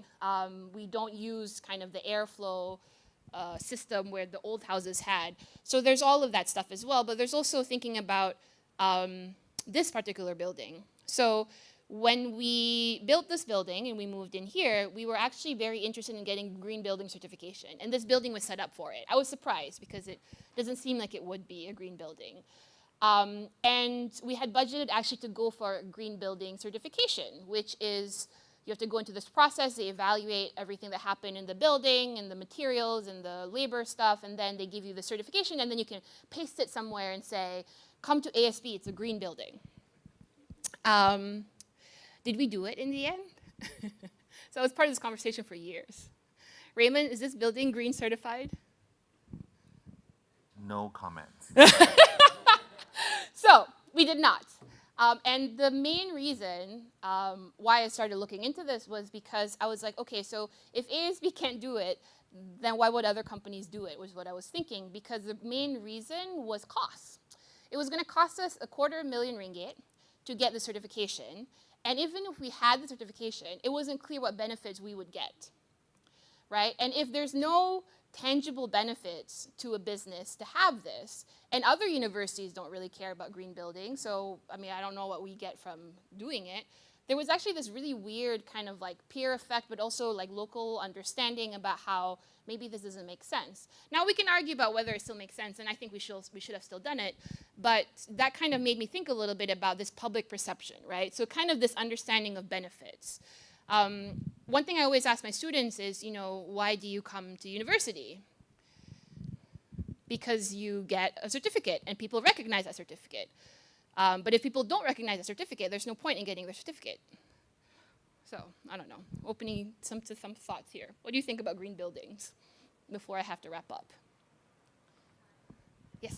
I just want to echo that because, like I was part of this like green funding in Singapore, and we're trying to give, some of the landmark buildings, the Asia Square and whatnot. But the push was that. It's exactly that. Like why? Like we get a plaque. And exactly. And you give us like additional costs. We need to go to somebody else to get it certified and whatnot. And then like even the rate that you give us, it's not much lower than the conventional rate. Yeah. So that's why you get a lot of pushback. Even though it's in Singapore, where I think it's leading compared to the other ASEAN markets. So yeah, so that's why I think if in Singapore you're getting these kind of challenges, imagine Malaysia. Yeah, no, definitely. And that was just such a stark example to me. It's like how public acceptance of these certificates have to mean something, or else companies will not do it. There's no point, right? Yes. Surely, it seems at odds in terms of ASB sort of professing to be value orientated. So I would say the benefit of doing it is intrinsic as well as extrinsic. No, we acknowledge the intrinsic value. There was no extrinsic value. But Yeah. if you're value orientated, then I would hope that maybe that would be considered beyond the cost itself. The second aspect is, okay, I understand that you couldn't go for the green mark venture scheme. Have the ASB considered other accreditations? So we did. Okay. Yeah, so we basically came up with, we wanted to go, the best one was $250,000, I think, something ridiculous. And they were like, yeah, we're not, like, there's no point. But they were like, maybe we could pursue one of the like the IKEA versions. Not premium, not Marks and Spencer. Yeah, go on. I think you're referring to the platinum standard. That is the highest GBI standard. Yeah, something, In yeah. my ex-company, I think we built the latest warehouse to the silver standard. Right. They added about 3% to the construction cost, to the entire Yep. project. Okay, so it can go into millions. Yep. But for my ex-industry, okay, there will be, let's say, the foreign tenants coming in, okay, they will be willing to pay the premium. Some of them, okay, I would say more or less the European MNCs. companies, less American, but more European companies, they are demanding this GBI. That's interesting. Yeah, so the frustration that I have had is that if there was even like a regional standard of green buildings that is cheaper, maybe a fraction of the price, we would have gone for that. At least we have something, right, rather than nothing. You want to say something, and then Raymond? Yeah. Okay, so I was wondering, instead of putting so much emphasis for the green building sector to get certification for new buildings, perhaps there's like a... Can apply retroactively? Not exactly, but rather look at all the existing building stock that we have that's gone unutilized. What about getting certification for those buildings to become more green? And the cost and things like that. Surely that's got to be more cost effective rather than building more.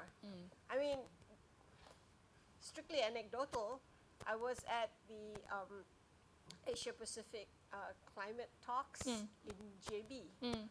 It struck me that there were so many abandoned buildings. That is a separate talk. Yes. Come for Masterclass next month. Yeah. No, but yeah. No, so actually we work very closely with a lot of individuals, like Think City, for example, and various other property companies that talk a bit about this, what's it called? Vacancy tax, right? Because we have a property overhang, right? And how can we kind of incentivize people to use those ones before buying or creating new ones? There is a lot of politics, is my understanding, with this. So, yeah. Raymond. I just wanted to add a little bit of an extrinsic value of GBI, the Green Building Index. You can present this to Sanjay, but yeah, go on. Yeah, I mean, last year during my internship with one of the banks in Malaysia, there was this preferential rates for residential houses that are GBI certified. So yes, 3% higher. I'm not sure if it's 3%, but maybe more, and they top up more even if they get the GBI. But then if home buyers go to the bank and say that I'm buying this certified building, I'll get a better rate in terms of housing loan mortgage. Yeah. Interesting. The thing that, like for us specifically, I think they're thinking of installing solar panels, and our roof is a bit weird, so it's a bit unproductive, is what I'm told. But if we could get better rates for that, but we didn't get the GBI thing, so. All right, so 11:20. Okay, any last thoughts on construction? Yes.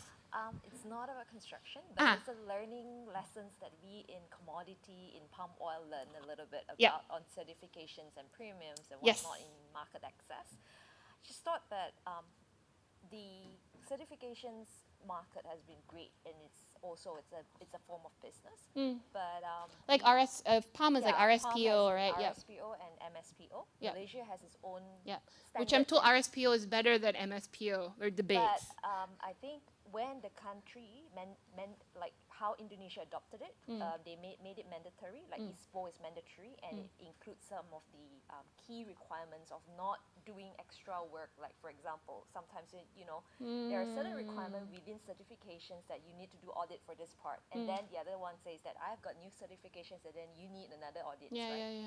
That disrupts operations. Yeah. So I think one thing is to look into in a pragmatic manner is to see how can we align. Perhaps GBI and whatnot can actually look into and refer to the learning lessons from palm industry. That's very interesting. I will make a note to tell some of the architects that we talked to about this. That's interesting. Oversaturation of certifications. Any other thoughts on this? If you don't mind, can you Yes, can you please. touch a little bit about the manufacturing? Yeah, a little bit, and then I will have to end. I have some reservations surrounding this, but this is what we basically found. So ASEAN in general, overall, not only Malaysia, is sort of seen as a major manufacturing hub. Relatively young, though aging slowly, workforce, large workforce. We have electronics, electrics, so E&E, and then we have textile, and then we have automotive as well.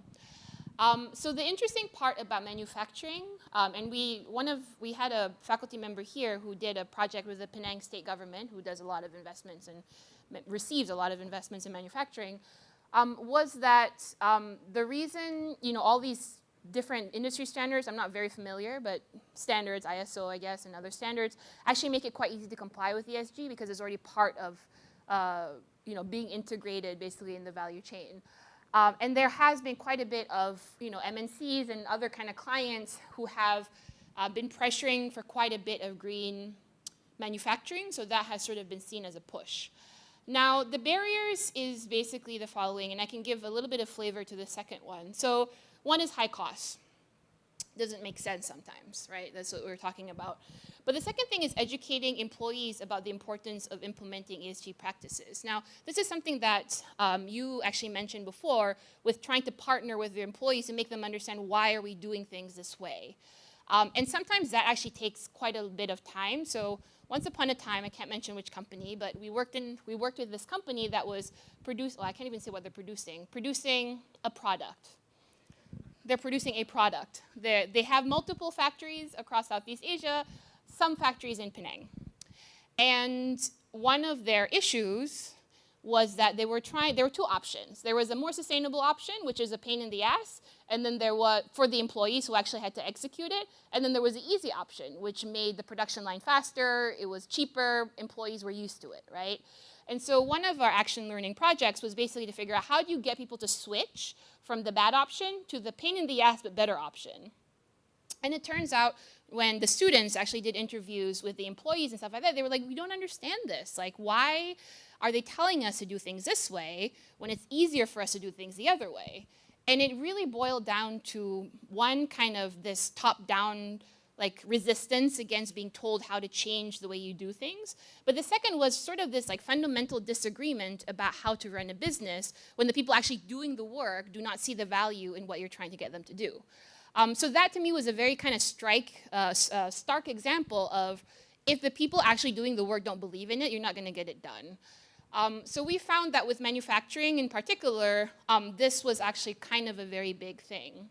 Right? We can all talk in the boardroom about what we want, but if people are not actually executing it, then it doesn't matter. So do you have any thoughts on manufacturing? You wanted me to touch it a bit. I'm welcoming ASB to work with me. Fantastic. Yeah, maybe we can take we can take it down later, yeah. POC case with manufacturers. Yeah. We do work with quite a bit of, I will talk to you. Yeah, sounds good. Any other thoughts aside from opportunities for ASB? But this has always been very interesting to me because I feel like what people want and what workers want is very different in this sector. So that's interesting. The other interesting option with this is the same company was asking us how to incentivize people to work faster. I'm going off tangent, but this is a very interesting case study. So they were saying, we really want to hire Malaysian workers, but we find they don't work as hard. And so how can we incentivize them to work hard and be more invested in this production line. And if you've seen how a production line works, it's kind of hard to get people to be motivated to repetitively do the same thing, right? And so one intervention they proposed, which didn't work, was actually to have like a kind of scoreboard at like the front of every line that showed you basically how fast you were working. And then they were like, oh, surely if you tell people that they're not working fast enough, they'll work harder. What do you think happened? They were like, screw this, I'm gonna work slower. I mean, like, we're never gonna achieve this goal, right? So again, that was another experiment we did in manufacturing where it just completely backfired, but I learned quite a bit from that, which is that people are very hard to motivate. Yes? Yeah, I'd like to touch a bit on the point where you say high cost of technology initiatives Yes. to implement ESG. Yes, tell me more. So there are financiers who talk about cutting costs in industry that produce a lot of CO2, and instead of investing more on technology. What are your thoughts on that? So tell me a bit more about the... Because we see that the European approach Yep. to industry like the oil and gas Right. is to cut funding, whereas the American approach is to invest more on technology. Where when you compare between these two, Which one do I think is better? The American end up producing less of the CO2 because they have a balance on the technology side. No, that's interesting. That's an interesting question. I don't actually know the answer to that. I find that I want to believe that investing in better technologies is the way to go, but I also can see kind of how the outcomes sometimes don't really match up to what you put in, right? Yeah. Because I'm from the oil and gas industry, and I feel like when you reduce the funding, it doesn't really help because they end up producing more CO2 to, to keep up. How have they gotten around that? We are trying to electrify and come up with some initiative, but then it's still early stage. It's going to take time and cost. Right. A lot of education as well, I'd imagine, right? Yeah. I'd like to share that. Go on. Actually, when you're saying high cost of technology, they've forgotten that if you do up a paper to invest in ESG component, you always get a very good funding from the financial institute. And all the banks are so willingly to look forward to this type of customers because they have to achieve their ESG goal. So you must know how to link that component. It's not that. KPIs make the world go round. So yes. he has a component, his KPI, you have it's just that you all didn't manage to get that connection is important. No, that's fair. That's fair. So actually, the thing that I won't be able to speak about was actually talking about financing for ESG purposes, right? Because a lot of companies, when we talk to regulators and financial institutions, they'll be like, oh yeah, we have all these products that are supposed to help people, like, become more sustainable, blah, blah, blah. And the SMEs are like, we had no idea, like exactly what you said, like, we didn't know they had this deal and stuff like that. But then the question is, whose responsibility is it to bring all these groups together? Is it government? Is it the company, like chamber of commerces that are supposed to, who is supposed to be aggregating this information? Many like Michi. So I think within many bodies in Malaysia now are driving it. It's just that the respective PLC is top down because of the security KLSC. They have to comply. But SME should look out for all this opportunity to get yourself engaged into, especially manufacturers. When you export to Europe because of the European sustainability report, you don't do it now, you will be eliminated in the marketplace anyway. No, absolutely, and I think that's a very good point.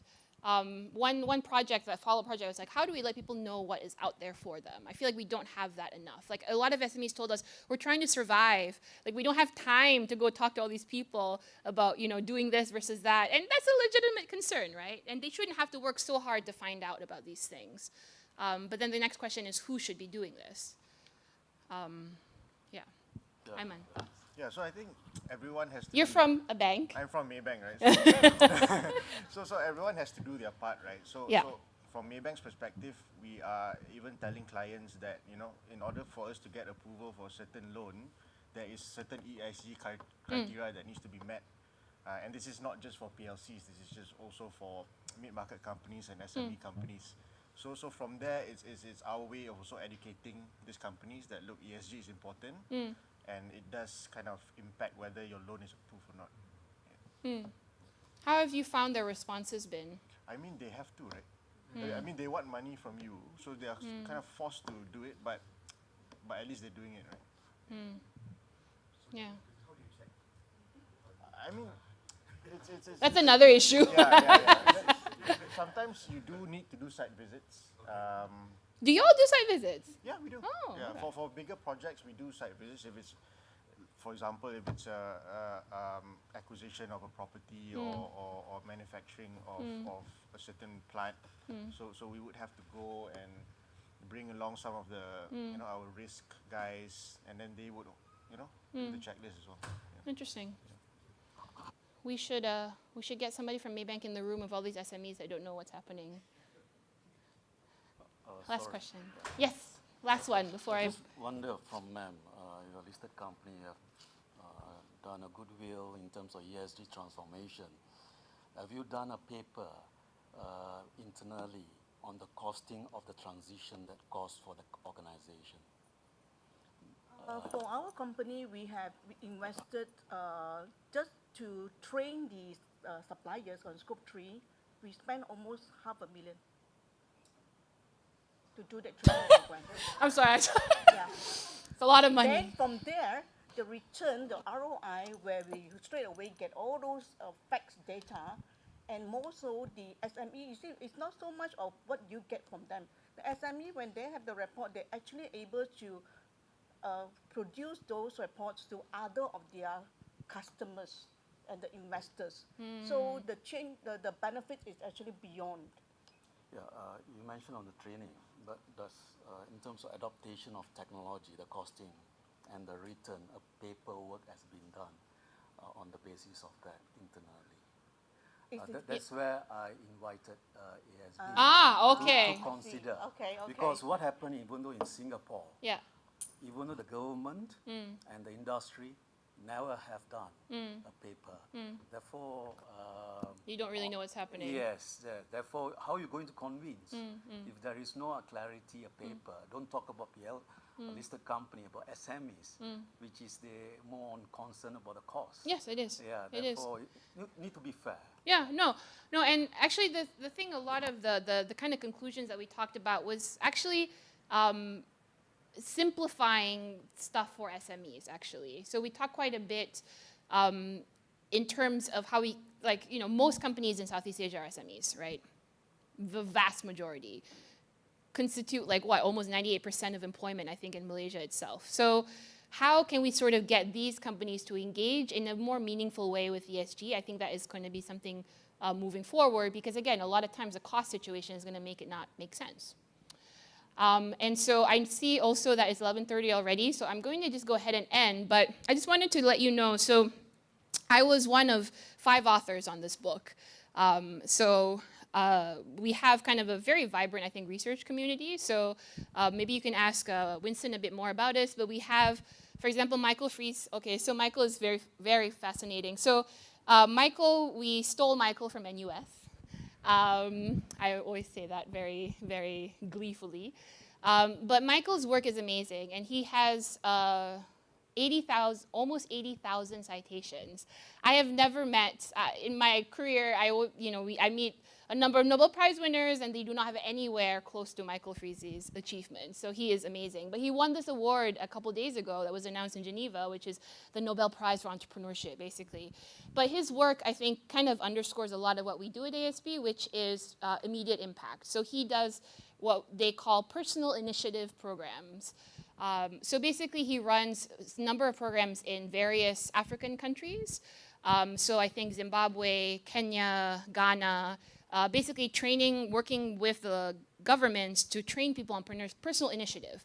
And it turns out that to become an entrepreneur, you don't actually need to learn much about entrepreneurship, but you need to learn about how to have personal initiative. And that is his kind of goal, and that has worked tremendously. So I always tell people, he's like KL's best kept secret is Michael, but he's here, and it also helps. It kind of has the Einstein vibe. So great guy. So we also have that, and if you're interested in energy transition, so specifics about like energy, just energy, all this stuff that I don't actually touch that much. We have a Center for Sustainability and Tech led by Professor Renato, who's a Brazilian Malaysian, I say. Spent more time in Malaysia than I have, actually. So he's a political scientist who looks at energy transitions. You may have seen him in the media sometimes, but he's running this, he's doing a book basically on energy transition in Malaysia, a low carbon development for sustainable growth. And this is going to be a book that has practitioners talking about their challenges, that has academics, that has policymakers. So look forward to that. But also follow CTSS on social media. If you're interested in supply chain, we also have a number of supply chain professors at ASB. So Shardul, MIT graduate, fantastic guy, but he wrote this book that many of you may find interesting, so I just put it up here. So Strategic Planning for Dynamic Supply Chains, Preparing for Uncertainty Using Scenarios. So he does kind of a scenario-based training where you basically consider different scenarios and plan basically how you're going to react in order to plan your business development.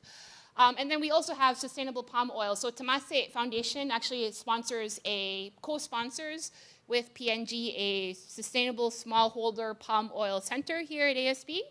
And that's a picture of Tan Sri Zeti with some people from Temasek. But basically, it's a 5-year partnership. It's been going on for a while. And I'm very proud of the research we do here. I'm the research dean, but also I think even if I wasn't the dean, I'd be telling you these stories. So we try to include a lot of these aspects, I think, into our classrooms. And so if you want to learn more about that, I urge you to kind of talk to Winston and figure that out. And then lastly, I just wanted to say thank you, I think. Yes, so I'm promoting ARC. So follow ARC on LinkedIn. My contacts are there. If you have any questions, I'm happy to take them. But I'll be around a bit before I have to run back to my daughter. She was like, why do you have to work today? And she gave me this like tiny pin, like this yellow pin. She's like, you have to wear this, okay? So you look pretty. I'm like, okay. She's 4 years old. So I might have to go and run and have lunch with her, but I'm happy to speak to all of you. And thank you so much for bringing your perspectives. And hopefully you found that useful. Thank you. Winston. Thank you, Melati. Thank you for sharing on this topic that's really close to our hearts, and thank you for having this really interactive class. And thank you for your participation in the room. I mean, the questions were coming fast and furious and opinions, and this is really how it's like in a typical ASB MBA classroom or executive MBA classroom. In fact, sometimes the knives are sharper. Okay. I'm gonna, there you go. Right, so I want to circle back. This is the sponsor's message, right? You don't get lunch until you go through the sponsor's message. Yeah, so I want to circle back again, the mission statement, right? Just to remind you, we're looking for, anyone in the room? I stress it 3 times, principal leaders, okay? For those who are joining us on Zoom, you're obviously not here in Malaysia, but then again, we actually had guests who had flown in to join us for the in-person masterclass today. I guess living in Malaysia, this is what I always tell people. In Malaysia, it is impossible to keep a diet unless that diet is about having more food. Right? We have such a wonderful food culture here. But then again, what's beautiful about Malaysia is the fact that we are a very hospitable country. Right? We welcome people from all over the world, and we embrace them. And we actually welcome, we were so warm as a people. And not to mention, I know this is a painful thing for a lot of us, but the kind of natural resources that we have, the human resources that we have in this country. Now, if we only get it right, if we only have principal leaders, the sky's the limit. And also, fun fact, do you know that KL itself actually has, I think, within top 5, the most number of skyscrapers in the world? Yeah. Again, just like Michael Frise, Malaysia's best kept secret. Yeah. So I'd like to talk about our MBA program, and of course, as an extension, our executive MBA program. Now, the full-time MBA program is an accelerated, compressed 12-month program. This mirrors very closely to the MBA program that's being run at MIT Sloan, right? Besides that, up to half of the courses are actually delivered by MIT visiting faculty, right? Flying into KL, delivering classes. And these are not your, okay, I don't want to use run-of-the-mill, but these are the senior faculty from Sloan. In fact, sometimes I like to say our students are more blessed than the Sloan MBA program. The students in the Sloan MBA program. Why? Because number one, the senior faculty that we fly in, our students have exclusive access to them. Back home in Boston, you have to bid for their courses. And sometimes in your 2-year MBA program there, you don't even get to sit in their class. So this is something our students have here in ASB. Secondly, we bring them over. They bring the Western theories and frameworks. But which part of the world, pop quiz, which part of the world is really growing the fastest right now or has any growth right now? Okay, we're talking about Asia.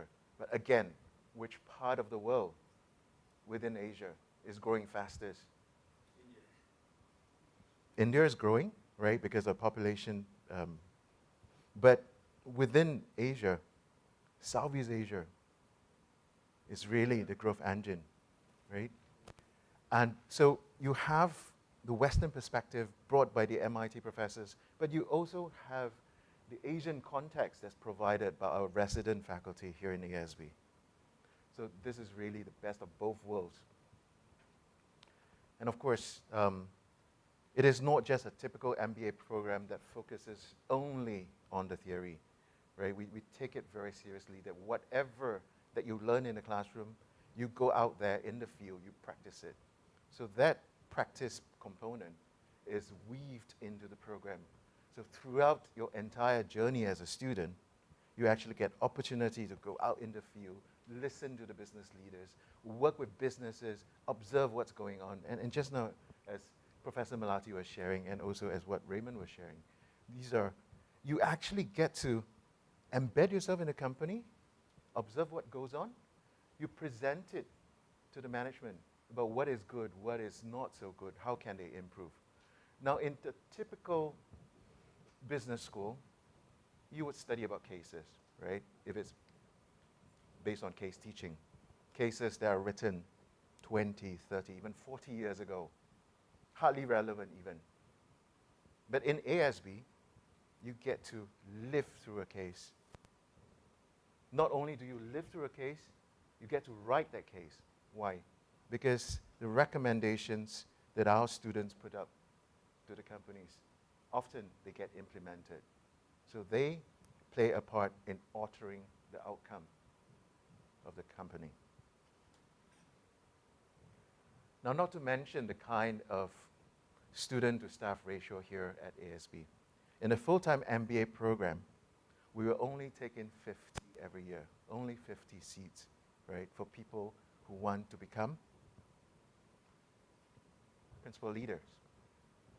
Yeah. And typically, in that classroom of 50, we have, on average, 70% internationals, mixing together with our local, the brightest. And early on, I used the word youth, okay? So I just want to adopt, for benefit of Chi Hao, for example. The WHO definition of youth is up to 65 years old. So you're still a young man. At Chi Hao, by the way, it's halfway through the admissions process in the upcoming MBA program. Yeah. Now, again, the ratio of staff to student. In a class of 50 MBA students, we have up to 4 career officers helping them, enabling them, preparing them. But of course, I do have to highlight for benefit of everyone in the room what we do here and what we do. Really, it's career enablement, career preparedness.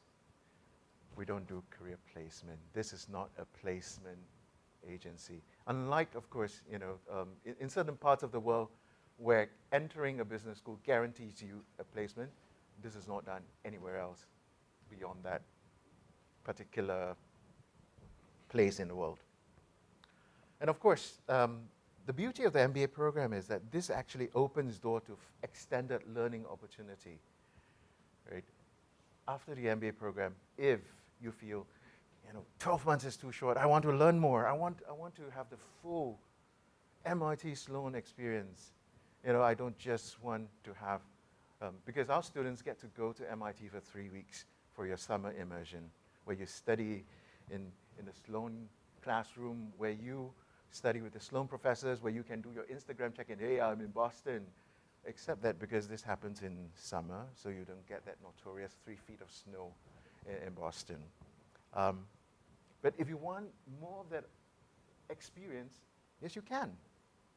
So Sloan runs a very interesting, and I'll explain this, right? Sloan runs a very interesting program called the Master of Science in Management Studies. And this is exclusive only to 10 partner schools in the world. Only graduates of INSEAD, Imperial College, I should say Paris, in Tsinghua and Fudan, and of course, Asia School of Business is eligible to apply to that program. And I'll talk more about that later. So just now I talked about visiting faculty. For example, Professor Bruno is a leading expert in negotiation. He represents country at the WTO level. And his class, the waiting list is 3 years long in Boston. But we bring him over, and our students have exclusive access to him. And that access continues after he returns to Boston. Now let's talk about the MBA program. A typical week will look like Monday to Thursday will be classes. But then we do remember that all work and no play makes Joe a dull boy. So you have Friday to go for your social events.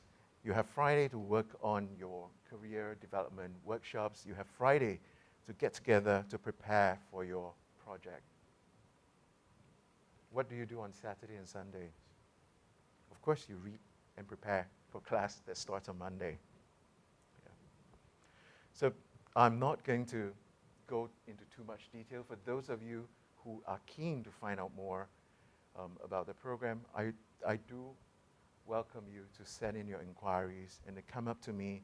And of course, for those who are here with us in the room, there are copies of brochures of our MBA program as well as the executive MBA program right outside. Just take a copy with you. And of course, myself and my colleagues from the admissions team will be around to answer any questions. So this is the one-year MBA program. We only have one intake a year, 50 seats. And this only takes place in fall every year. So in mid-August, we start orientation. Classes proper will start in September all the way through. And for the executive MBA program, I'm no expert because the expert in the room is over there. Jules is our program director for the executive MBA program. So for those of you who in your heart say, oh, damn it, I really want to be here, but I have a job or I have a family to feed. I can't do this full time, but I possibly can do it part time. Then Jules will be the best person that you want to be talking to. But very briefly, right, our part-time executive MBA program is a 16-month program.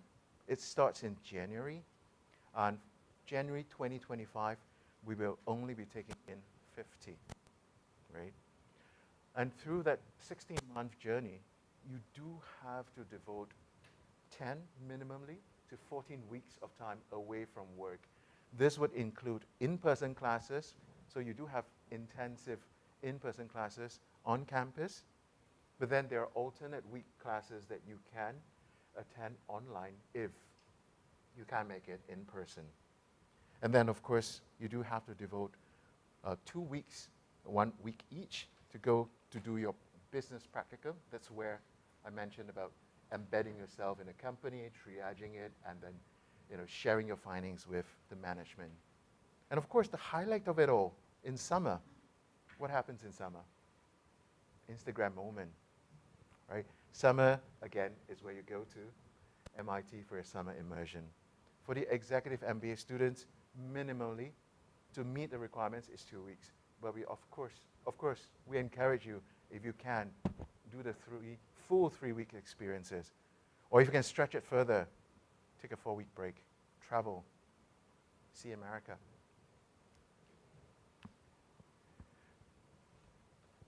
So I'm going to take a pause. Please scan this, even though Jules is over there. So when you scan this, you'll be teleported right next to her so that you can speak to her.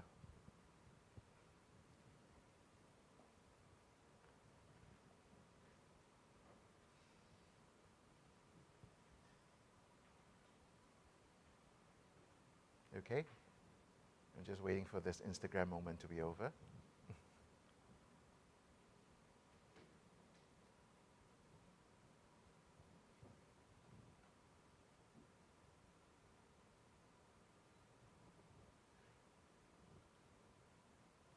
Good. I think we've all captured. Did you get the right QR code? Because I have not seen anybody being teleported right next to Jules. Okay. Now, we are a very young school, right? You would say, oh yeah, you're not ranked yet, you're still so young. What is the proof of the caliber of your program? The proof of the pudding is in the eating, right? The market says it best. So just for the class of 2023, these are the employers that have hired our students for the full-time MBA program.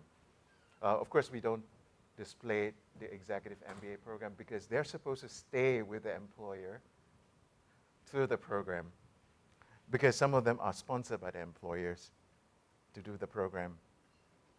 As to what happened after the bond, we'll not talk about it. This is like the Fight Club level. Yeah. So again, some of these big names that you see up there, it is not through our efforts in the school, right? It is also through collaborative effort that the students have to hustle hard as well. We give them the skill, we enable you, right? We empower you. We open the doors, but you have to put your foot in. And then you have to convince and hustle and make sure they hire you. And I'm actually very proud, and to say that, all respects to our colleagues in Career Development Office. Every single batch of graduates from this school, except for 2020, and we know, what happened that year. McKinsey has hired every single batch, except for 2020. Okay. Now, of course, you're going to say, oh yeah, maybe they were extraordinary. These are like the superheroes, the Avengers type of people that you have recruited in your program, therein they can do well. I would like to say, no. They came to us as ordinary people, but they were willing to work hard through the program and allow the program to transform them to become extraordinary. Okay? From ordinary, we value added, and they become extraordinary principal leaders.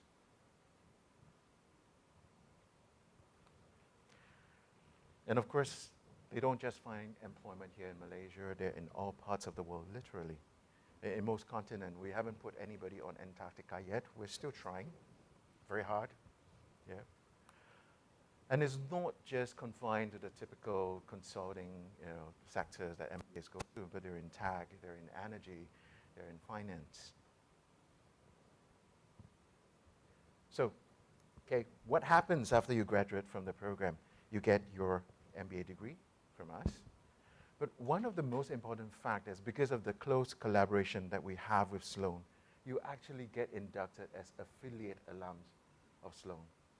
You can actually have an email address that says so-and-so at sloan.mit.edu.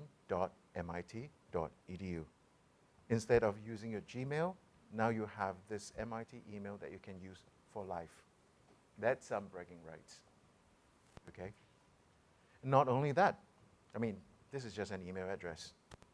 And people don't read emails these days. But you get invited for Sloan alumni events. Okay, so you can tap into that MIT global network. That's worth a lot.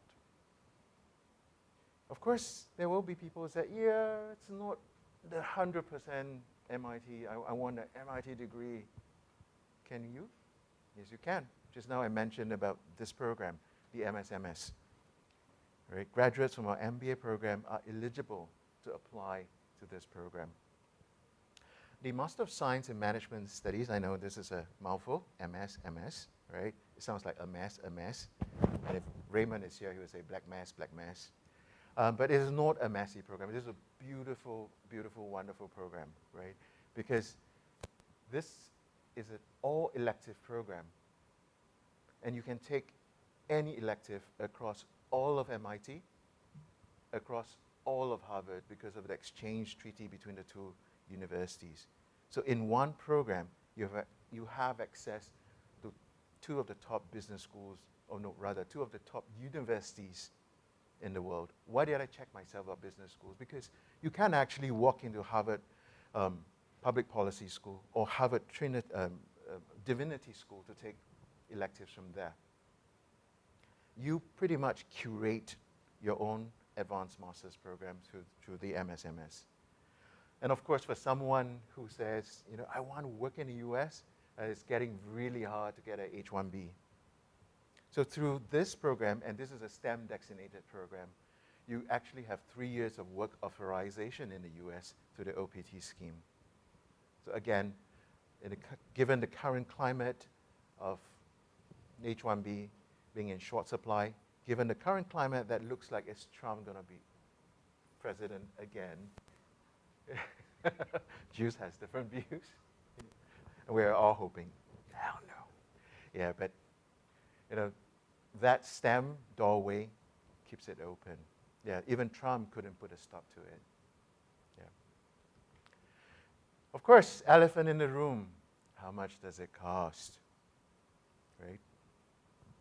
So the full-time MBA program, the full tuition is 150,000 ringgit for the entire year. This will be broken down in several installments that you pay before every semester. And for the executive MBA program, it's 180,000. And again, it's broken down into the several installments due before every semester. And for those who joins us on Zoom and who are not familiar with the living cost here in Malaysia, I would like to say, and I know just now there was this discussion about overhang in the housing, in the building market. Yeah, so Malaysia is one of the few capital cities in the world where it is actually pretty much a renter's market. Yeah. So there's a good supply of housing. In contrast to our neighbor to the south, where rent has gone batshit crazy, okay? Yeah, because rent has gone up 100%, 150% in 2 years. Here, rent is pretty much stable. It has moved a little bit upwards for, to the joy of some of the property owners here in the room. Yeah, but it is pretty much stable and is affordable for international student. And of course, living cost, the cost of transportation, the cost of getting food here in Malaysia, it is really affordable. Yeah, so all in, your cost, the total cost of education actually is not that high. And I want to leave you guys with this fun fact, right?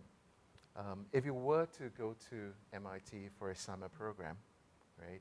Yeah, it typically is about 3 weeks. So you can do that on your own. Sign up for a summer program. It would have cost you about 30,000 to maybe about 38,000 US dollars for a 3-week summer program. 150,000 ringgit translates to 32,000 US dollars. Now, if you can't do the math, I'm sad to say you're not the kind of MBA candidate that we're looking for. And I'll end that with this question. I'll end here. I'm opening the floor for questions. I know I'm keeping you away from lunch, but I'll entertain any question for a bit before you get to go for lunch. Do I have any questions from the floor?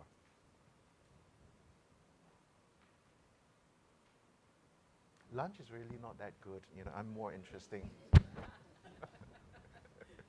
Okay.